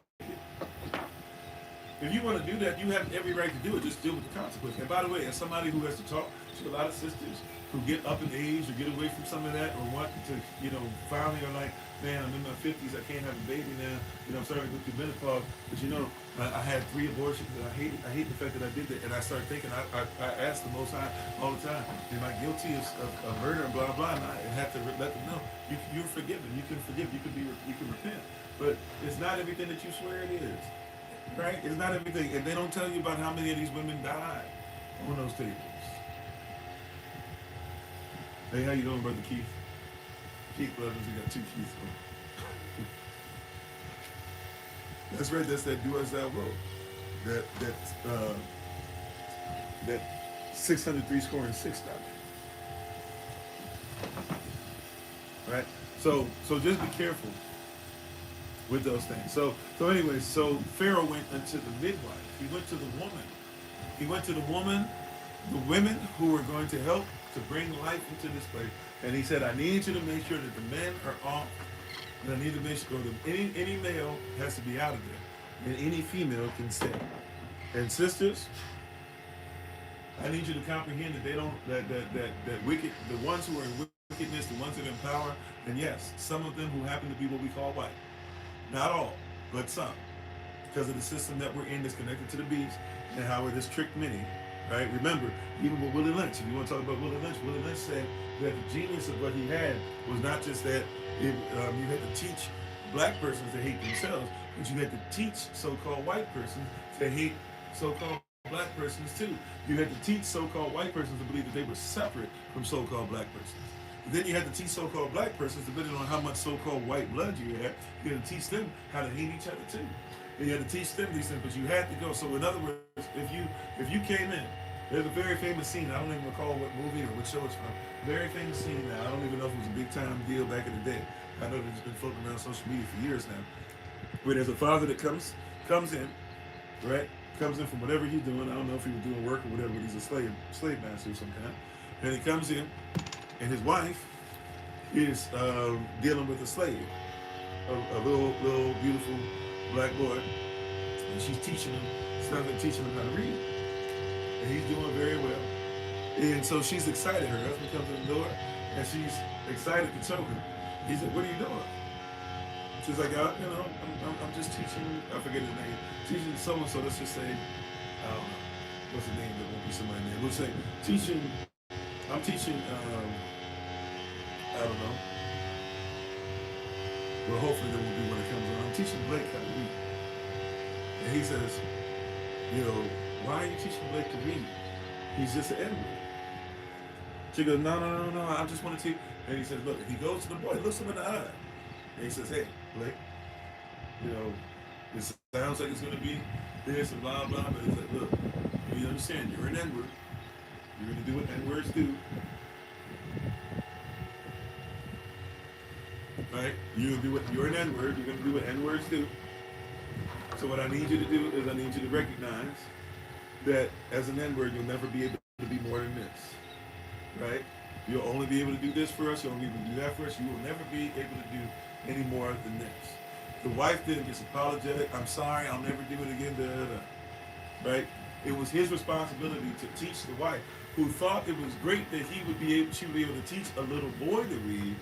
He had to teach his wife that's not a little boy. That's just an N-word. But it's not just that he's an N-word. He's an N-word because he's a threat. If he learns how to read, then we got a problem. You said you never seen Planned Parenthood in that community? I can't speak for it, but I've seen a whole bunch of times. Right? Traveling all around, you see it. Since Sanger started, was taken at the moment when she was running around spreading wickedness. Yeah, I didn't know that. Right? But I say all that. How you doing, Barbara? I say all these things to let you know, to help you to realize and help you to recognize that these things, right, are not taking place randomly. These are things that have been going against us for a while. If you want to commit genocide, you go to the women and try to get them to identify with it, and then you begin to take the baby boys out. And when men cannot protect them, well, let's say this as well. When the women feel like they are unprotected by the men, what they will do is that they will teach their children how to live in reverse roles. When the women feel unprotected by their men, they will train their children to be in reverse roles. Now, for fear that the person they believe has power, who can take and do things to them all they want and everything, can manipulate them, can tell them this and that, whatever, for fear that what will be done to them, they will do whatever they can to protect their boys, including they will raise them up to be like women. Because if they're effeminate, they're not a threat. There's a reason why Earth, Wind, and Fire dressed the way that they did. They were manly and everything, and they get girls, but there's a reason why they dressed that way. There's a reason why Rick James dressed the way he did. There's a reason why Prince wore high-heel shoes, right? And part of it, to be honest, he was whatever. But, we don't like to bring that up, but I mean, come on. He was, look at some of the dances and stuff he was doing with men. Look at some of the stuff on there while he's been telling you that he didn't want to do the stuff with Michael Jackson because he had to say your butt is mine. I mean, we gonna be, right? Prince had open pants in the back with a hole in the back. But that being said, some of the stuff they did was genius as far as they understood. Little Richard, Michael Jackson, right? Some of the dudes that are doing some of that stuff today, because they understand if they're considered to be effeminate, right, then they're considered to not be a threat. And if they're not a threat, they can stick around. Yeah, you forgot about them chaps. I remember seeing that as a little child. I was like, what in the world? I think that might be the first time I saw anybody's bare behind on the screen. Might not be, but it feels like it. I remember, I shouldn't have been watching whatever they were watching anyways, but he was doing a real concert, and he turned around. I said, what is this? What is this? Right? How you doing, Dante? Thanks for being part of the community. Right? But when you talk about these things, you have to recognize this is what they did. This is what they set up. They said that this is set up on purpose. You go and you look, you make sure that the woman reverses. Matter of fact, if you know about the Willie Lynch letter, you know that what he said is, what he would do is when they came off the boat, right? Or when they came and they were sold, or however they look at it, he was in the West Indies, so more than likely he's talking about when they came off the boat. When they came off the boat, he said that he would look for whoever the chieftain was. He would look to see who was the HNIC, if you will. If you don't know what HNIC means, I can't really say it right now, but we'll just say you had to look for the biggest, baddest Negro there. The head Negro in charge, we'll say that. You had to look for the head Negro in charge. And they would look for him, and they would look to see who was the one that wouldn't bow, who was the one that wouldn't give in, because he was supposed to be a reflection of the community. He was supposed to be the protector. Whatever he said went. And so if he was standing strong, everybody else would. So what they would do is they would take him in front of everybody. This is where it gets. I told you it's gonna be this series is gonna be a little something else. So if you're ready for this, I'm just saying, if you're not ready for this, what I'm about to say, it paints a very homiletical picture, right? It's going to be very homiletical, rather. It's going to paint a picture that's going to be very, okay? It's going to be very, it's it's going to be something that's right before you. It's going to be somewhat gory, if you will. So just going to let you know, all right? Here we go. All right, here we go. Yeah, Little Richard even said as much, right? He said it. One of the reasons he did is because he knew that, everybody wanted the girls. So if everybody wanted the girls, they wouldn't let him play certain places. But if he did acting like he didn't want the girls, they let him play there. Now, Little Richard was too, but, he did tell the truth. He told that, right? When he was even trying to come out of it, when he was starting to dress in suits, when he was trying to talk about Yahmore and all those things, he even used to come out and say that he was an Israelite. A lot of persons don't know that, but Little Richard, he used to say that. Little Richard was one of them cats that, like, you might not like the vessel for some of this stuff, but he be throwing some stuff out there. You're like, oh, yeah, actually, that's very true. But anyways, where was I at? Where was I at? I'm sorry. Oh yeah. So Willie Lynch said, as soon as they come off the boat, I'm looking for the biggest, baddest HNIC I see. And as soon as I see him, we're gonna take him. We're going to beat him. We're going to shave him. We're going to tar and feather him. He said we're going to then we're going to put some stuff on him that is flammable, and then we're going to tie his legs to two horses going in two different directions. So tie one leg on one leg on the other. We're going to strip him buck naked too, because we need him to be completely out there. Then we're going to burn him so that the horses get scared. And the horses will run away from the flame, ultimately tearing him apart. And while that is happening, we will also take all the other able-bodied men, which basically probably means down to preteen boys, right? And we're going to whip them, not to death, but to the point of death, because we want to just scare everybody else, and we want to scare them, and we don't want to off them, because if we off them, we're actually performing bad economics. That's what they said, right? And then after you do that, then he said, then you have the women. He said the women and children. He said we treat them like horses. We break them like horses, right? If there's a horse, if there's a stallion that's leading the herd, he says you go and you deal with the stallion and you break him in front of everybody. If he can't be broke, you off him, but you make sure in front of all the horses it's understood that nobody comes before master. He said, once that's done, then the horses, the female horses, will come and they'll eat out of your hand. And they'll raise the female horses to eat out of your hand. And they'll raise the male horses to only show up for sexual activity and then to go wherever you want them to work. And here we are, where you see that that's what they did with us in chattel slavery. And here we are to where they're trying to perform the same thing. Hey, we're going to come to the midwives. We've already taken your men out of pocket, or out of position. They're living out of pocket.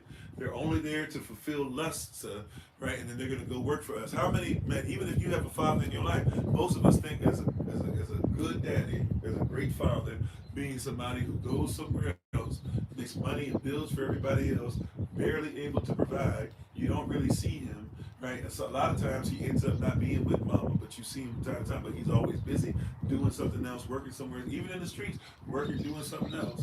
Mama's supposed to be the one there, and mama raises all the girls to make sure that they are nice, and that they are cute, and that they are modest, and that they church.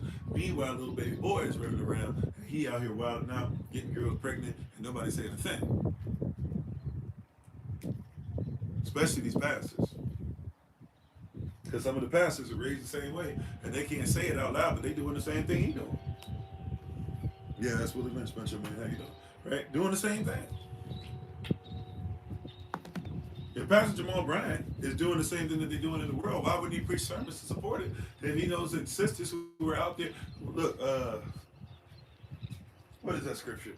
Now it escapes me when I need it. Second Timothy chapter 3. Let's turn there real quick. Everybody still all right? Everybody still with us? All praises to the Most High. Let's turn to Second Timothy chapter 3 real quick. That's right, and we repeat the pattern. That's why it's a generational curse. Second Timothy chapter 3. Let's do this real quick. Watch this. This is Paul now. Just in case you want to say you talking like Old Testament stuff. This is Paul. Okay?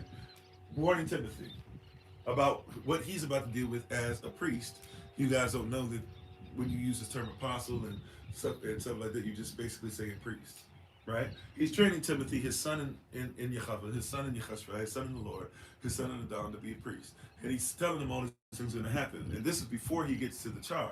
I charge you therefore, by Elohim and all the stuff that's been given unto him, that he preach and be instant in season, out of season, that he makes sure that he gives, for they're not going to endure sound doctrine, which actually means clean or hygienic doctrine, lawful doctrine, all this stuff. Before that, he says this in the same epistle, 2 Timothy chapter 3, starting at verse 1.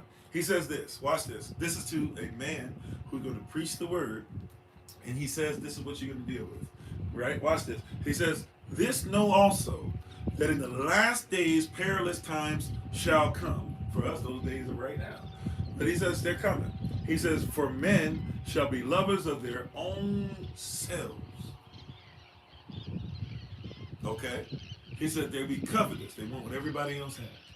They'll be boasters. Pride will take over. They'll blaspheme, meaning that they'll say that Yah told them to say things and do things, and Yah didn't even say that. Right? They'll be disobedient to parents. They'll be unthankful. They'll be unholy. They don't care about holiness. They're not thankful for anything.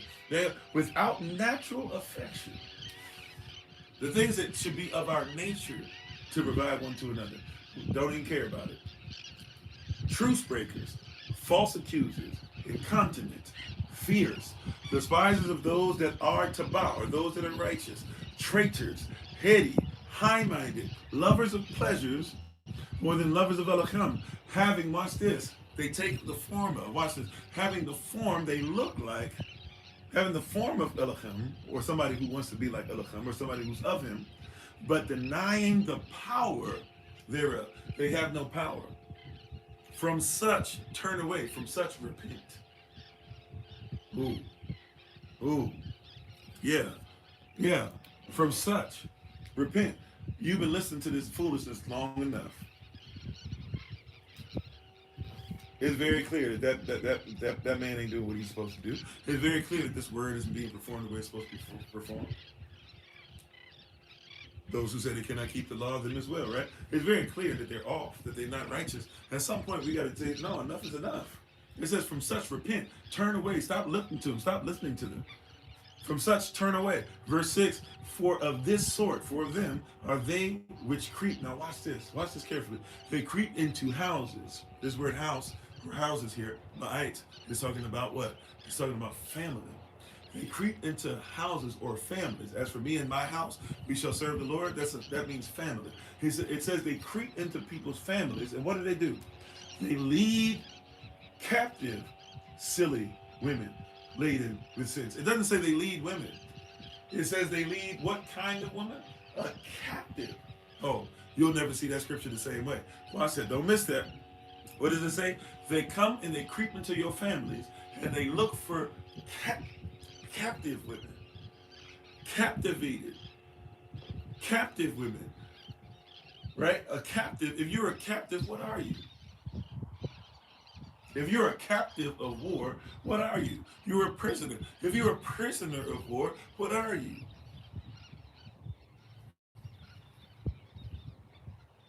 We can try to dress it up real nice. But if you're a prisoner of war, and you're going to be sold, then we know what you are. They lead away sisters who have been unprotected, captive. Come on, somebody. They've been captive. They've been taken. They're not allowed to be who they're supposed to be. They're captive. So they look for what? this sort, the ones we're supposed to stay away from and repent from, they look they creep. These are creeps who go into families and they look for women who are captive. They've been captive for so long that now they're walking around silly. They punch drunk. They don't have the right mindset. They're victims. Yeah. They're off. They're not who they're supposed to be. They're captive, silly women, laden with sins, who are dealing with so much sin and performing so much sin. You can they don't even know what's going on. They're not even the same. They haven't even learned who they are, whose they are, what they're supposed to do, etc. Why would they? They're led away with diverse lusts. Watch this, 2 Timothy chapter 3, verse 7. They become ever learning. Sisters, come on, somebody. Brothers, we got to do better. We got to know what they are. Sisters, we got to do better for you. You got to do better for you. Know what's going on. You are ever learning. Can always say, I saw this. I was watching so-and-so. They were talking about this. I was watching so-and-so about the Stones. I was watching Pastor so-and-so about this. I was watching this Buddhist monk who says that they do yoga, and they were talking about this. I was watching somebody talk about chi. I was listening to Martha Stewart the other day. I was listening to Nelly and blah, blah. I started listening to old stuff. Hey, man, Aretha Franklin had it right with ever learning and never able to never able to come to the intimacy, the knowledge of Amat, of the truth. Verse 8, now as Jannes and Jambres withstood Moses, now as the magicians, these men who are magicians, who are captivated, and who stood with Pharaoh, who we're talking about now. We're talking about Pharaoh. We're talking about Kemet, right? In Exodus right now, Exodus chapter 1. Well, as Jannes and Jambres withstood Moses, so do these also resist the truth. Men of corrupt minds, reprobate concerning the faith. But they shall proceed no further. See, that's what Yah wants us to be at. It's time for us to put a hold to it. They shall proceed how long? How much longer? They shall proceed how much further? No further. For their folly shall be manifest unto all, as theirs also was. So these men that are doing the same thing today and putting these magic tricks on, when Yah sends the leaders, true men of Yah, the Moses is up there with the supporters that got their back, right? And making sure that we are circumcised properly with the law and the word. When we show up and we show out as far as what Yah tells us to do, we're going to go up against these magicians, against these fake brothers, against these brothers who are tearing up our society, against these men that have this weird stuff and having us be given over to the same reprobate mind as they have. We gonna end up catching up with these brothers, and we're gonna go ahead and let them know about themselves. All praises. The same way that Moses dealt with Jannes and Jambres is the way that men today are gonna deal with them right now.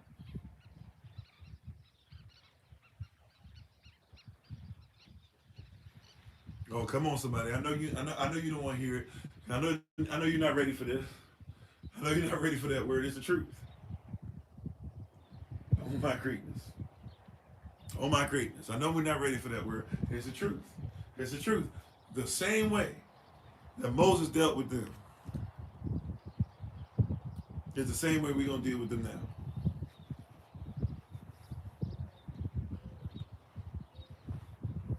Hello, Drew. If that's the question where you're trying to get to something in particular, can you just go ahead and get to it? If not, I got actual, sincere stuff to teach today.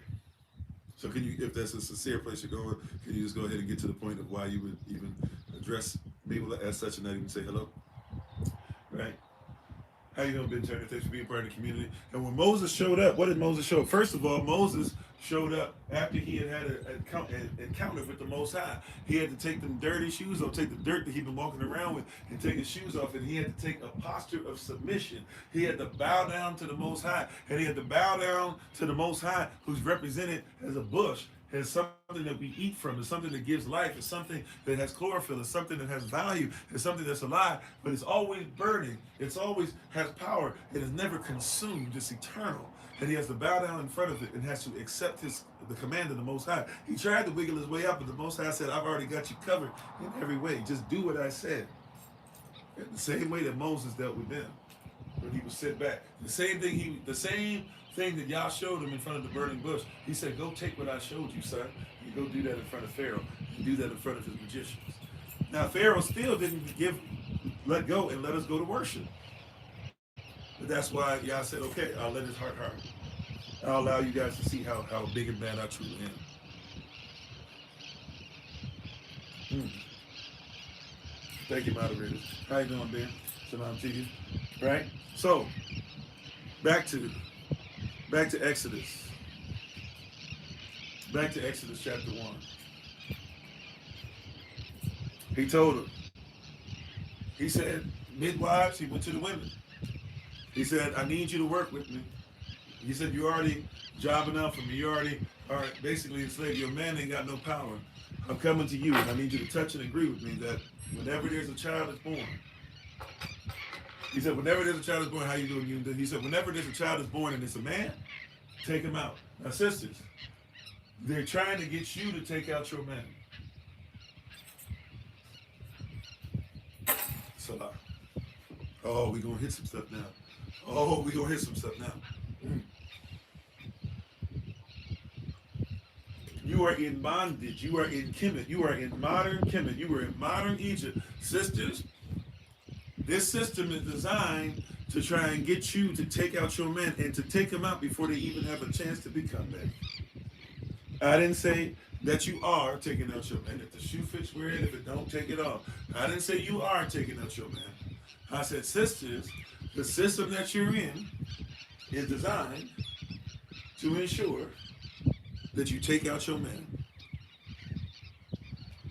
They're trying to lead you, captivate you, give you magic tricks, tell you stuff is miracles when it's not, just like Janice and Jambries, and tell you that you have no power anyways. Look at your men. We have it to where they can't work, they can't do this, they can't do that. Matter of fact, it's not that they can't work, it's that they won't work.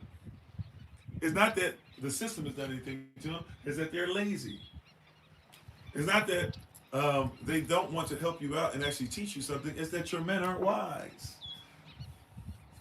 So while they're little boys, just go ahead and protect them, do everything for them, have them be weak, have them be destitute, have them be somebody that won't offer anything, not just to society, but to your society, so that they can continue to be the one that you will eat out of their hand.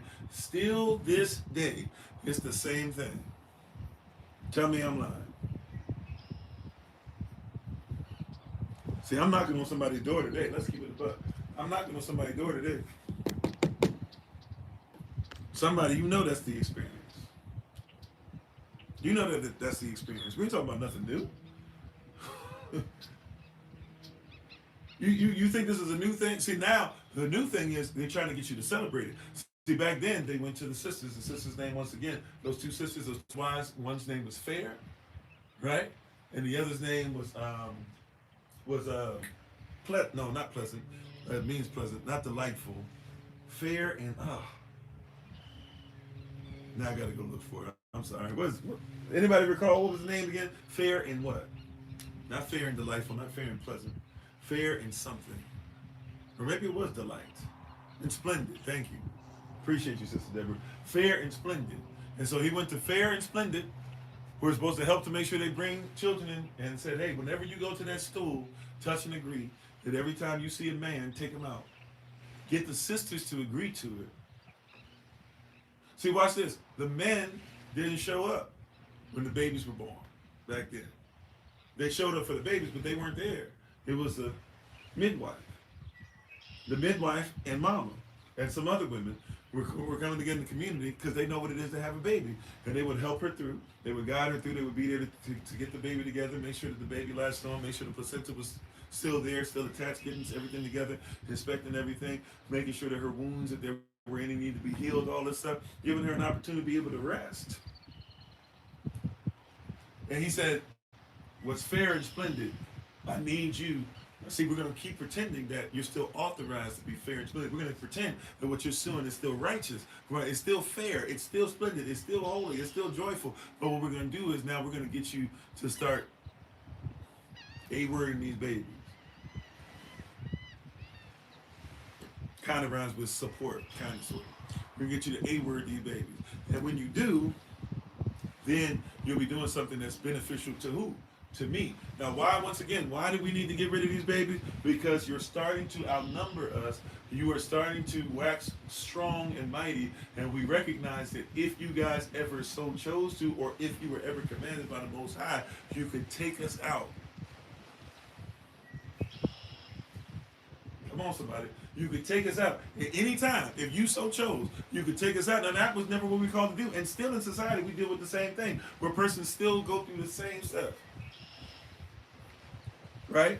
This is why they get upset. If you talk about our Messiah, and you say, well, our Messiah was a person of color. He was a person that wasn't just olive colored because that's an easy pass off. Yes, you can say he's olive colored. But, I mean, olive color comes in different colors, so you get away with stuff. No, the Bible tells us exactly what he looks like. Or maybe not exactly, but it tells us stuff like his hair texture, it tells us his skin color, it tells us his eyes, as opposed to what it is that his skin looks like, right? It tells us where he was hidden in, it tells us where he was raised. We know what the people who he comes out of looked like in those times. We know what their hair looked like. We know what Moses, where he was hidden, right? We know where Joseph, where he wasn't necessarily hidden, but his brothers couldn't tell the difference between him and themselves as Israelites. We know what time we on. But if you mention it, the persons get upset because they know that when Cesare Borgia was who they put up to make sure that racism, white supremacy was there with that false image of the beast for so long, they know that if you ever put in their mind, they believe that if we ever just say, hey, Christ could be somebody of color, in their mind, they believe that that means, oh, wait a minute, that means that y'all want to do the same thing to us that we did to you. No. How you doing, Rock Club? No, that's not what we want to do at all. That's not what we're called to do. That's not what we're asking for. None of that. What we're asking for is righteousness. What we're asking for is let us go. Right? Now it's going to be you're going to have to let us go, period, and you're going to have to watch us leave with your stuff.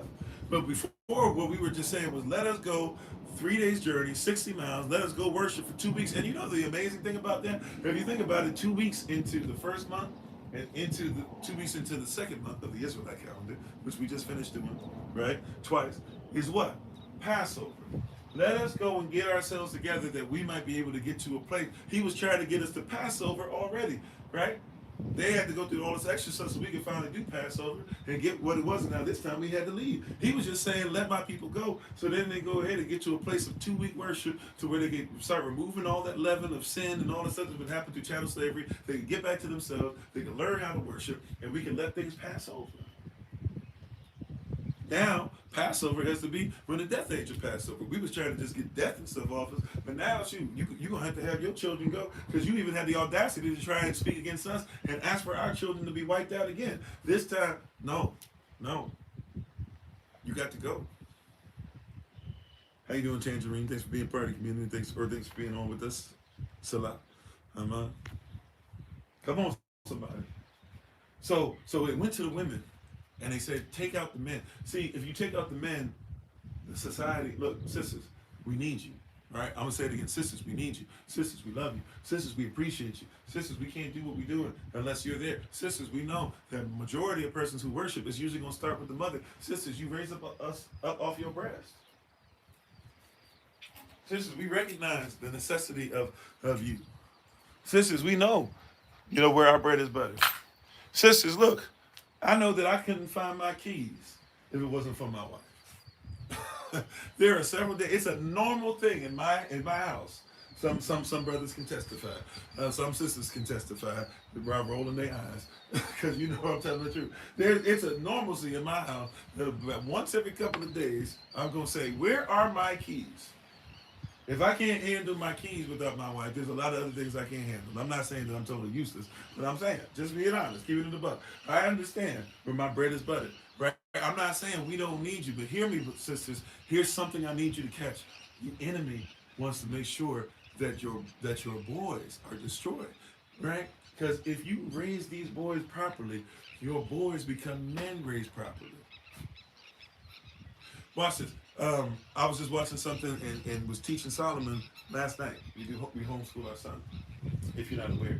And we were teaching them, and I was watching some stuff, and I was like, man, I was like, I'm so glad that you know how to read. Not only how to read, but you're learning how to comprehend. You're learning the difference between a pronoun and a proper noun. You're learning, you know, if there's a reflexive pronoun and this and that. You're learning how sentence structuring works together. You're being challenged on, hey, don't just write, he did this, he was great, he went to school, blah, blah. No, let's start getting some adjectives and stuff in there. I'm so glad that you've been reading the Bible since you were little. And we didn't just go give him a little easy Bible. We said, no, get that King James up in there. Make sure that he learns some words. Even if he doesn't know what they mean, we will make sure he becomes literate, because literacy doesn't just mean that he can pronounce things phonetically or that he can memorize what a word is and say it. But literacy actually means he has an understanding and a comprehension and can tell you what's on there and be able to even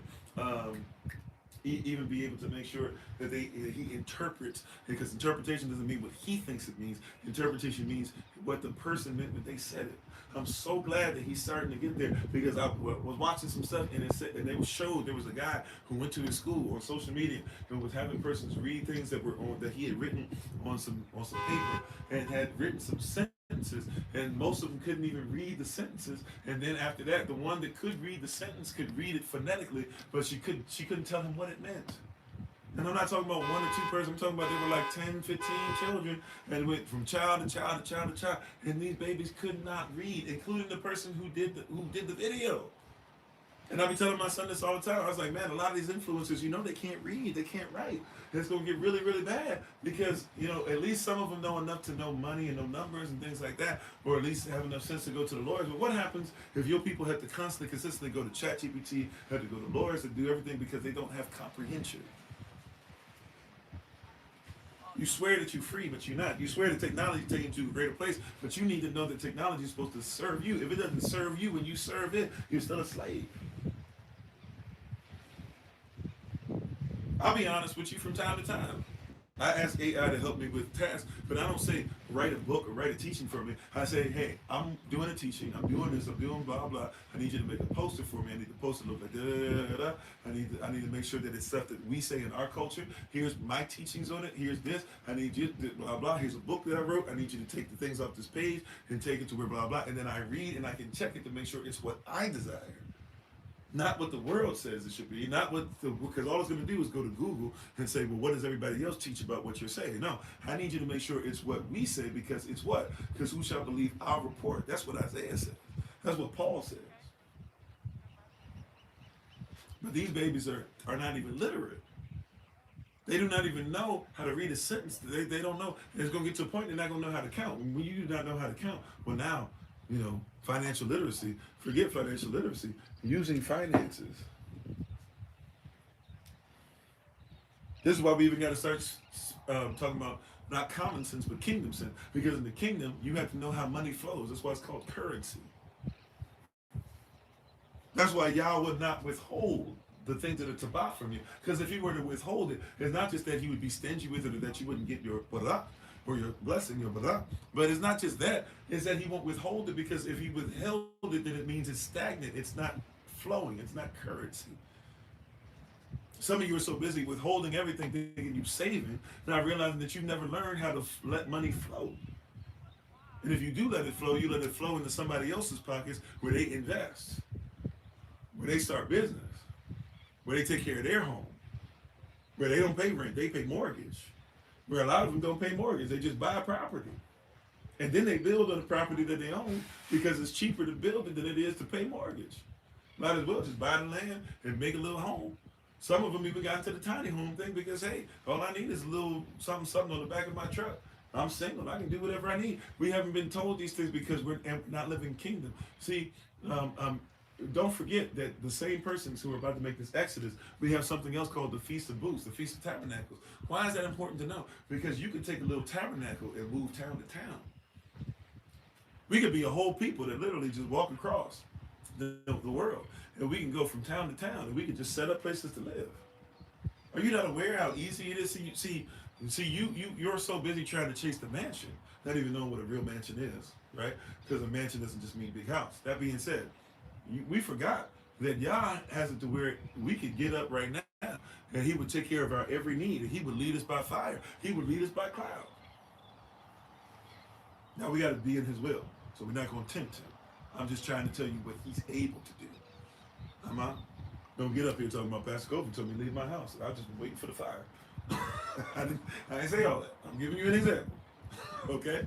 But I'm just saying, we forgot who we serve and who we are. We forgot when I walk somewhere, where I stand now, this is a kingdom place. If I walk here, guess what? This is a kingdom place.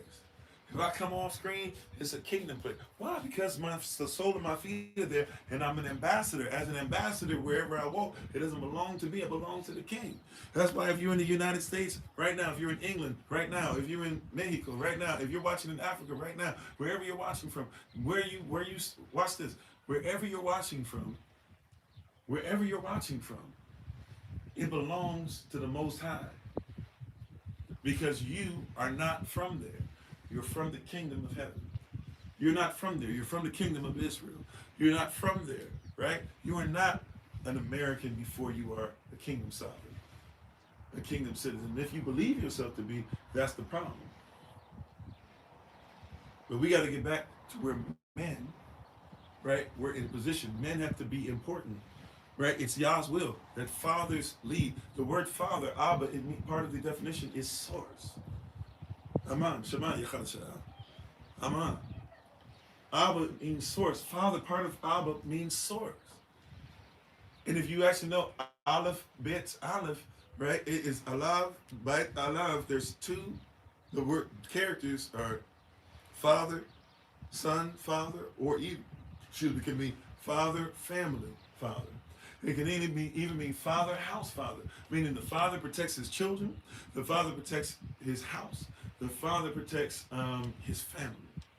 So Abba, so in order for you to be a true father, a true source, you should protect and even nourish and cherish and yes, even take care of your own family. Because a source, if you're the source of it, you have to protect what you source out. If you can't protect what you source, if you have no resources for what you source, or watch this, you have no resources for what you are the source of, then you are not a father. There can be reasons why, health-wise and stuff, things can happen. Mental health stuff can happen. Losing a job can happen. But hear what I'm saying. If you are not thinking about making sure that you have resources for what you are going to be the source of, then you are not thinking like a father. As a father, it keeps me up at night when we start getting low on funds. Because I can't have something that I'm the source of and have no resources. That's why I, as a father, always go to my father. And I trust that my father will keep his word and provide all my needs. And that means my family's needs, because whatever my needs are, they have to be the needs that take care of anything that I am the source of. So if my wife looks at me towards being her source, and my son looks towards me and being his, then that means that whatever Yah gives me, it has to be bare minimum, enough to take care of threefold. Because if not, he can't be my father, because he can't be my source and not have the resource. If I can't be my son's father and not have the resource, I got 5 babies. I can't be their father and they not at least from time to time be able to say, hey, Dad, can you slip me a little bit for this? I'm a little short this month. Every once in a while, I got to do that because I'm their source. Come on, somebody. And as their source, they should be able to look for the resource. The resource, the applying, if you will, of the source. They go back to the source for a resource. Oh, I wish I had more time on that. Maybe that's a Patreon thing. Somebody remind me, that might be a Patreon thing later. I go back to the source for the resource. Every time he gives me something, it's because he's resourcing. I'm going back to the source because the source gave me what I got. So I might as well go back to get it again. Shalom, Esmeralda. How you doing? Right? I go back to the resource so I can get it again. He gave me the word here. I go back to where he gave me the word. Remember, Israel was gone 20 years, and was getting ready. Finally, he was done with Laban. Finally, he was done with Esau. And he was like, okay, I'm going to just keep going this way. God said, no, no, no. Remember you had the dream, Jacob's ladder? Right? Remember where I showed you where heaven was going to meet earth? That's what you declared. Heaven was going to meet earth there. I'm going to meet you there. But I'm not the Yah of over there. I'm the Yah where I met you. Go back to Bethel. That's where you met me. I'm the Elohim of Bethel. Right? I'm Elohim Shaddai. Bata. Go back to Bethel. Right? Meet me there. And then we can have a conversation. See, you went away from the source and you've been dealing with so much stuff because you've been away for so long. Go back to the source that you might get resource. Oh my greatness. That's a word right there. Okay, we're gonna talk about that later some other time. That's a word right there. That's bars. Holy Spirit, have your way. That's woo.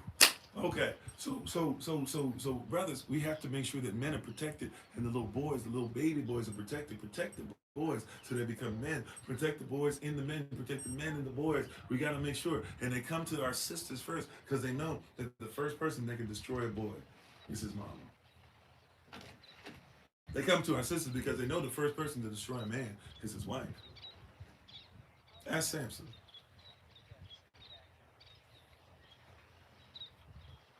Ask Jezebel's husband.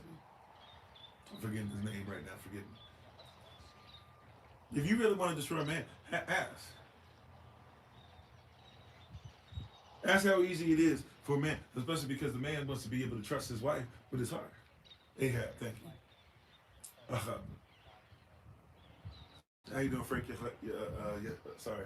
Frank, yes, I want to say it differently. My bad. Right? Ask Job about his wife. Abraham and Sarah made it. But don't forget, Abraham and Sarah was like, well, maybe you should do it this way. Now, Abraham had his faults, so we're going to pretend he didn't. Right? But I'm just saying, ask when a man really wants to give his heart, and he really wants something, how easy it is. A man says, I'm going to open up, I'm going to tell my wife how I'm feeling. A man opens up and says, this is what me better. A man, blah, blah. Ask how easy it is for a wife to take care. See, the enemy knows. Pharaoh knew. If I want to take out the men, I really got to take them out when they're little boys. I got to take them out before they even get trained up. And the first thing I got to do is I got to go to the midwives, and I got to get the midwives to get the mothers on board. If the midwives and the mothers come together and ever agree that the boys are jacked up and they don't deserve to be here, even if all we need is just one generation, then when they have the next set of boys, hey, maybe they'll go with it. But if we can just get at least one generation where these boys are taken out, that means all the boys from that point on are playing catch up and dealing with curses. How you doing, Candy? Thanks for being part of the community. Yeah, we can talk about Adam as well, or Adam as well, Deanna, right? Even though Adam could have just said, no, we don't do that. But yeah, there was obviously influence, and Adam was head over heels in love, right? Whatever that means to you, to be in love. He could have been righteous, which is why we always have to not give 100% blame to anybody for anything. But that being said, right, I'm with you. I get what you're saying. So we don't like to have that part of the conversation, but it's real. It's real, right? So Pharaoh knew where to go. The world still knows where to go, right? And we got to be careful. So it says, after Pharaoh did this, the midwives decide. It said they feared. We almost finished for today.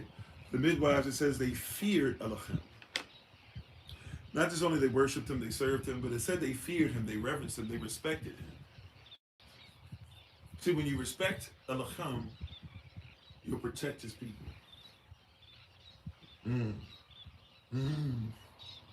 Come on, somebody. When you respect Elohim, you have to look for his people and respect them. Matter of fact, at some point, you need to become them. How you doing, Elder Nice, if I didn't say so already? How you doing, Bartholomew? Cyan, if I'm saying that correctly. Is it cyan, Cyan? Is that blue? I don't even know. I might be way off on that. My apologies. So, well, right? Oh, my greatness. Fear of Elohim is the beginning of all wisdom. Come on. They respected him, so they protected the boys.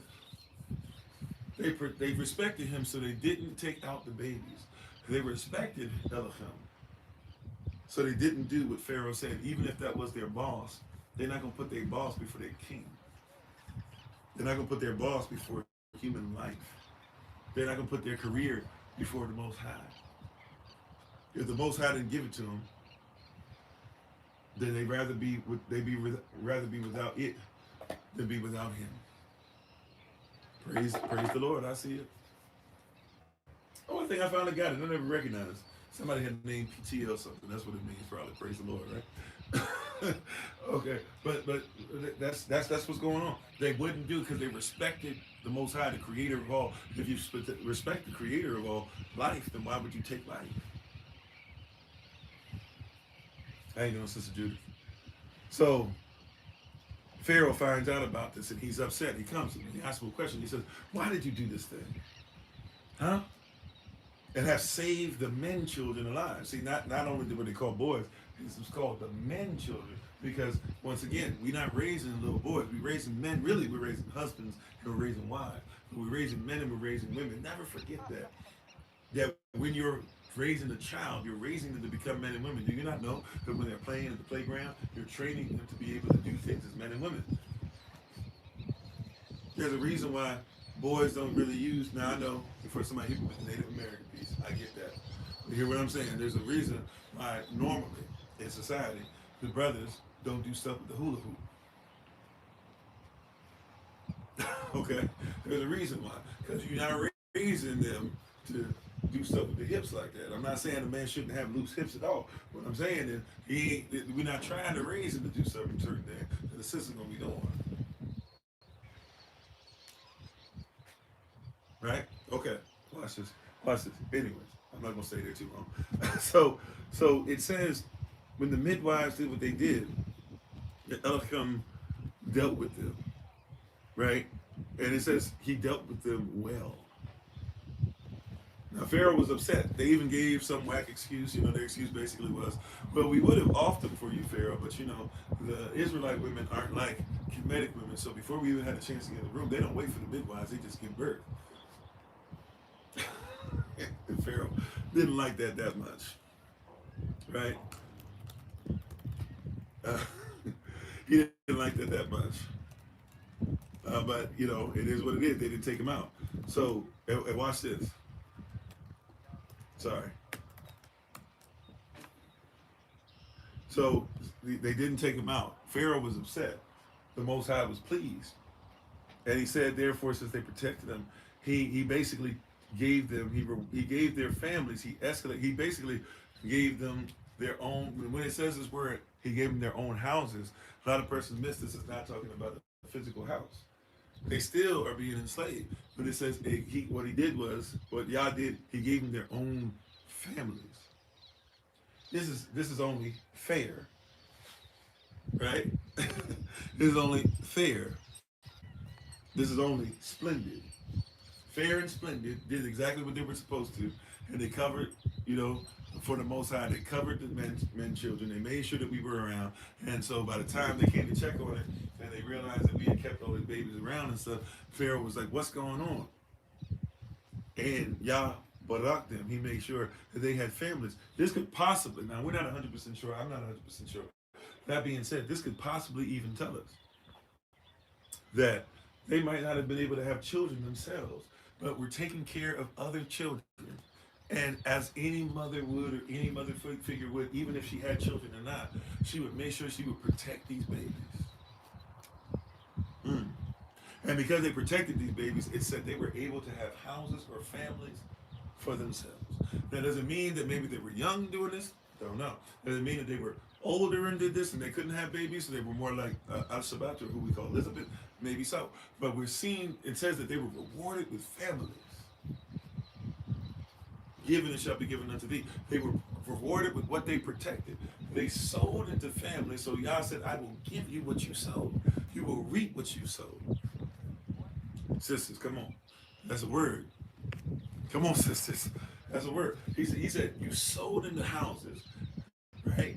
And you weren't led captive, silly women. You weren't led by these magical practicing priests, right? You weren't so captivated.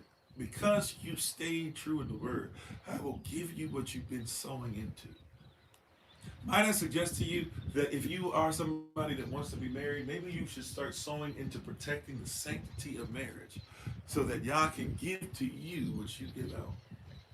Might I suggest to you that maybe if you're so busy talking about you need to have all the money in the world, which, hey, what does it profit a man or a woman to gain the whole world and lose their soul? But if you're somebody that's enamored by it, hopefully you don't love it, but you just feel like you got to have it. You feel like God's calling you to something, you got to have a lot of it. How about this? Reap what you sow, give some of it. Freely give, cheerfully give, and watch y'all move. Might I suggest unto you, I'm not saying you should just do that to tempt him, just be obedient to his word.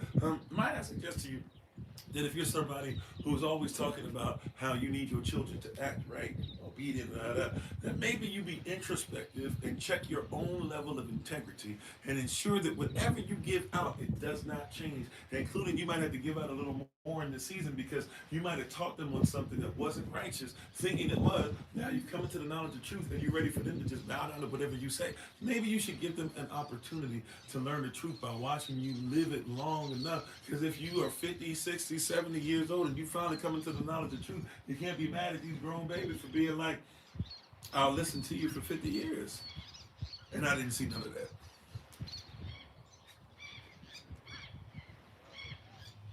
Mm. Mm. Mm.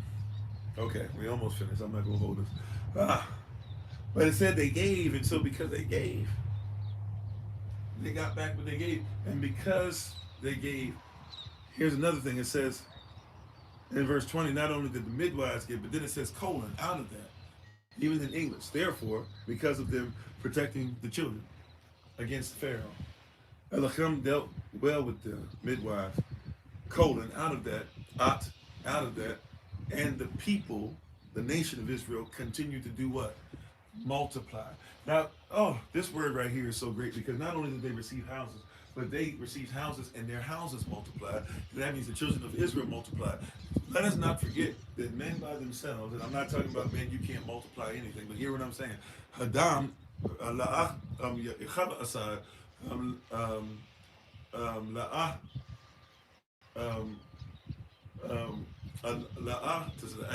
hadam, in other words, it is not righteous that Adam would be by himself, alone. Alone means all in one. He could dress the garden, he could keep it, he could name the animals, he could do all this stuff, but he could not multiply. And so he then has him fall asleep once he gets into his work, and through his work he realizes the necessity of Ayazar, or what we would call a helpmeet. And he realizes that he's put to sleep. He wakes up after the surgery and he sees his bride, his Aishah, his Isha. And he says, for this cause will a husband, that's what it originally said, an Ish or an Aishah, will a husband leave his mother and father and do what? And cleave to their wife. Anybody who comes out of Adam, and they be a man, he will leave his mother and father and they'll do what? Cleave to his wife. Right? And he needs to become one with her to now multiply. See, now 1 times 1 equals infinity. Now 1 plus 1 equals 1, while 1 plus 1 equals 3, because now 2 can become 1 and yet have a child and now start multiplying the way that all these other animals could. He can have a helpmeet, somebody to help them the way all these other animals could, to meet the needs and the requirements of things that he by himself could not do. Hmm. And for this cause, he says, every man should aspire to find a wife, and when he does, to cleave to her, even to the point, if necessary, leave mama and daddy alone because they're not as important as her. Hmm. These sisters, through their faithfulness, are given houses, given families. And as they're given families, it says, colon, out of that, all of Israel begins to have families that multiply and become more strong, become very mighty. That's what it says. Record string not easily broken, right? Cord not easily broken. All praise to the Most High. You hear what I'm saying? These women who, without families, serve the community, and because they served the community and really what? Respected Elohim, therefore served his people. And because they served his people, they decided to tell Pharaoh to kick rocks nicely, right? Because they didn't lose their lives. So, right, they gave a little whatever, but they protected Israel. And because these sisters protect Israel, now watch this, all, this is this word right here. These sisters protect Israel so well that all of them, that all of Israel's family begins to multiply and become even stronger. Unfortunately, I wish we could stop there. That'd be a great story, wouldn't it? Minister Ralph. That'd be the end. We could just dance right there. Problem is, though, Pharaoh then said, okay, I can't trust the women of Israel. Right? I can't trust them to do what they did. I can't trust them to do what they're supposed to do. So this is what we're going to do. He says, I'm going to take them. I'm not coming to them anymore. I'm coming to Kemet. And by the way, it should be like that anyway. A person shouldn't be able to just run game on us. If somebody tries to get us to run game on each other, take each other out, do some crazy stuff to each other, right, continue to genocide on their behalf, we should have something in us that says, no, enough is enough. Stop with all that. We're going to make sure that we take care of our own. We're going to make sure that we serve Yahweh with gladness. We're going to make sure that all these things they keep trying to put on us, there's no opportunity for them to do that any longer. If you're going to come against us, you're not going to use us anymore. You're not going to use the bougie, the bourgeoisie. You're not going to use, the bourgeoisie of South Carolina anymore, Louisiana anymore. You're not going to use these cats who are now the dark-skinned bourgeoisie who are coming out and becoming, well, I mean, we want to be honest, going back to the Biggie Smalls, the Lil C's, the Lil Caesars, Lil C's, Lil Kim's, the Nicki Minaj's, Sexy Reds, the Trey Songz, the Drakes, the et cetera, et cetera. Like, we'll be done, right, with listening to these cats who are messing us over and having us come outside of ourselves, who now basically ignorance has become the new standard. Acting a fool, getting further away. This Balaam doctrine, and somebody's got to stop. But if anything, the enemy should realize they can't use us against each other, and we should put them in a position where the enemy says the only thing I got left is try to use the world. Mm-hmm. That's right. We protect we. We should be in a position where we can say, hey, enough is enough. If they're going to do this stuff to us, they're going to do it. It's coming from somewhere else. It's not coming from us any longer. If our women aren't going to feel protected, it's not going to be because we're not protected. If our men are busy saying, that they feel mental health issues and stuff like that, it's not going to be because our sisters are the ones beating it into them.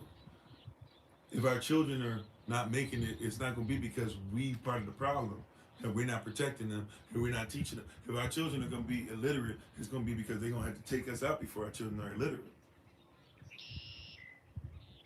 I'm working on some stuff now. I know I'm catching up, and I know our stuff. And look, it's summertime, so hopefully everybody will be able to join us for some stuff. Anyways, when we start making sure we get back into the homeschooling stuff, at least to the level we had it, and hopefully more. I'm here to tell you, beloved, like I'm working heavily on some stuff. Even if it's just gonna be me in front of the camera for hours and hours and hours, talking about A is for this, B is for this, and Aleph and Beta, and blah blah. Talking about simple math, but we're not gonna be illiterate. See, it's not just my son. I told you that I'm working on him, and I'm glad that he's not going to be a lot of these young children who can't read, especially our children, if we be honest. But all these babies at SOC, every last one of them, if they 4 years or older, they should be able to read some, right? I would say younger than that. But if they 4 years or older, realize we come and knocking on your door at some point, hey, brother so-and-so, sister so-and-so, they need to be ready. They're going to be reading for this, for this service coming up. We need the babies to line up and be ready. When we do Zoom service for the next holy day, we need to make sure these babies are lined up. When we do Feast of Tabernacles every day, we need the babies to start getting used to being part of one of the services, and they're going to need to read a scripture or something. If they need to practice it, they can practice it. We'll give it to you months in advance. But they're going to do something, because they can't be out here getting left behind because they can't even read a sentence and then tell you what the sentence means. The haves and the have-nots. This is exactly what I told my son. So I'm gonna speak. I spoke that over him. I'm gonna speak it over us. I'm gonna speak it over your child, your grandbaby, all that. Yeah, I'm gonna speak over him. I am. I am. If you don't want me to, go ahead and turn. I'm about to speak over. It's positive, but I'm gonna speak over. You ready? There's coming a time where there's gonna be haves and have-nots. You think you're there already? It is not. There's coming a time where there's gonna be have and have-nots, and these babies who know how to read will be the haves, and the babies that do not will be the nots. That's as simple as it's gonna get. All this extra stuff, all the other stuff online, all the other stuff as far as ChatGPT, all these things, they're not using them like tools. They're using them to do their work for them. Make sure your baby can read and comprehend and spend money and count for themselves. Make sure they have books in their hands, right? Books. Make sure they have libraries in their room. I don't care if it's only 15 books. Make sure they got something in their room that they read from on a regular basis, that they have as much pride and joy, or at least some pride and joy, so that they don't only think that everything comes to the phone. Because the one thing that's going to happen with all the devices, y'all saw what happened.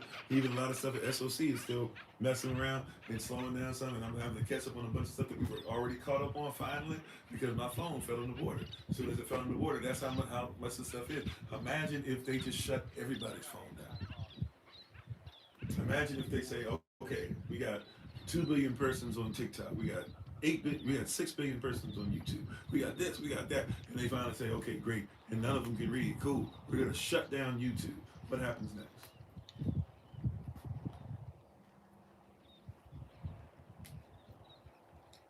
You got 2-year-olds that know how to say, "Hey Siri," but they don't know what the letter A is. It's we putting ourselves right in the enemy's hands. That's right. We be lost. If these babies couldn't get eggs from a store, where they gonna get eggs from? Some of these babies don't know chickens hatch eggs. Some of them, if you said where does milk come from, some of them wouldn't say cow. Some of them would say from the grocery store. If you said, "Hey, I need you to go to the store and get me juice," they'd get you drink.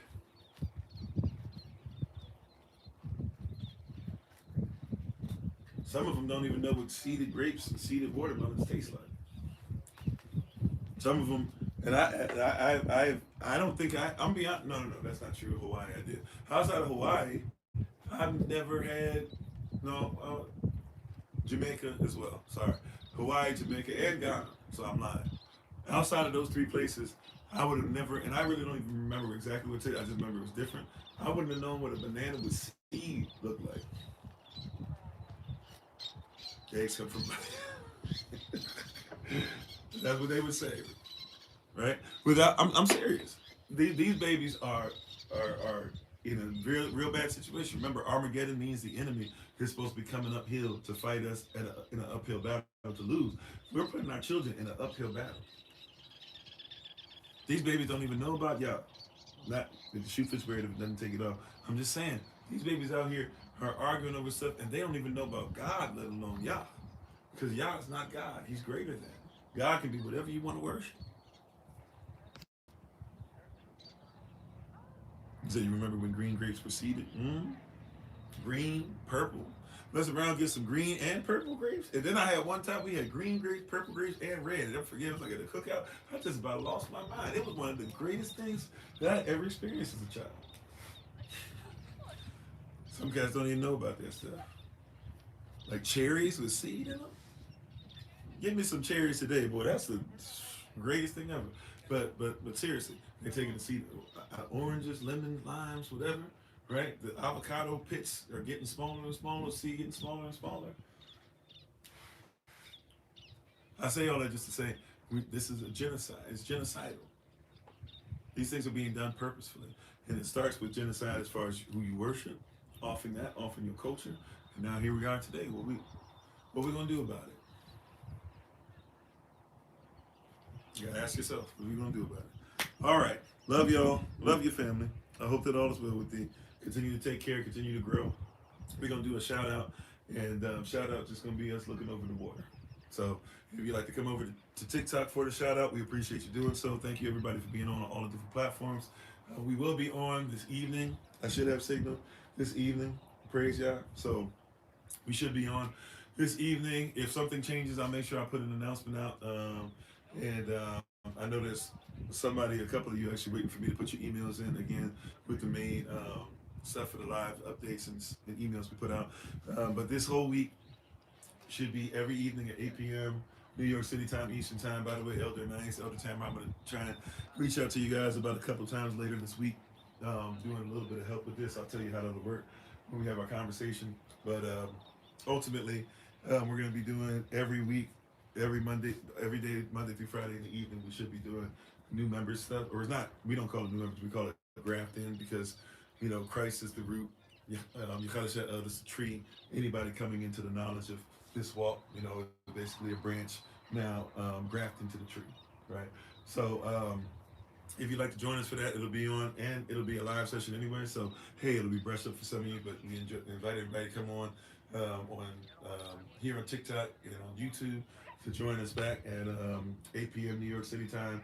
We'll try to take no more than like from 8 p.m. to like 9:15, and so that means I'll try to start right at 8, so we can go ahead and finish up around like 8:55 to 9. I'm gonna try and be done with about 10 points, and then that way I can go ahead and answer whatever questions you guys may have.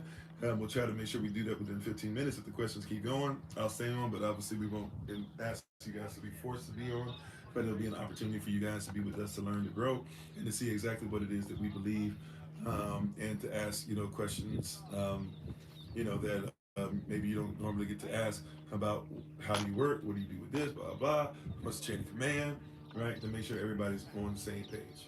All righty. Working on, I still don't have a something to go with it. So we're going to try to kind of have this even in a bigger way to where maybe it could be, I forget what you call it, a booklet or something like that, a nice little thing to kind of have, or a pamphlet, maybe something that'll have like the 50 different things and talk about what it is. But we're working on trying to finish something like that up. But I thank you all. I appreciate you. We will talk to you guys later tonight. Like I said, we'll just go ahead and look over the board if you want to come over and join us on TikTok for the shout out. And those of you who know how the shout out works, when we turn around the camera to do what we do, y'all do what you do. But thank you all. I appreciate you. Much love and respect and honor to you.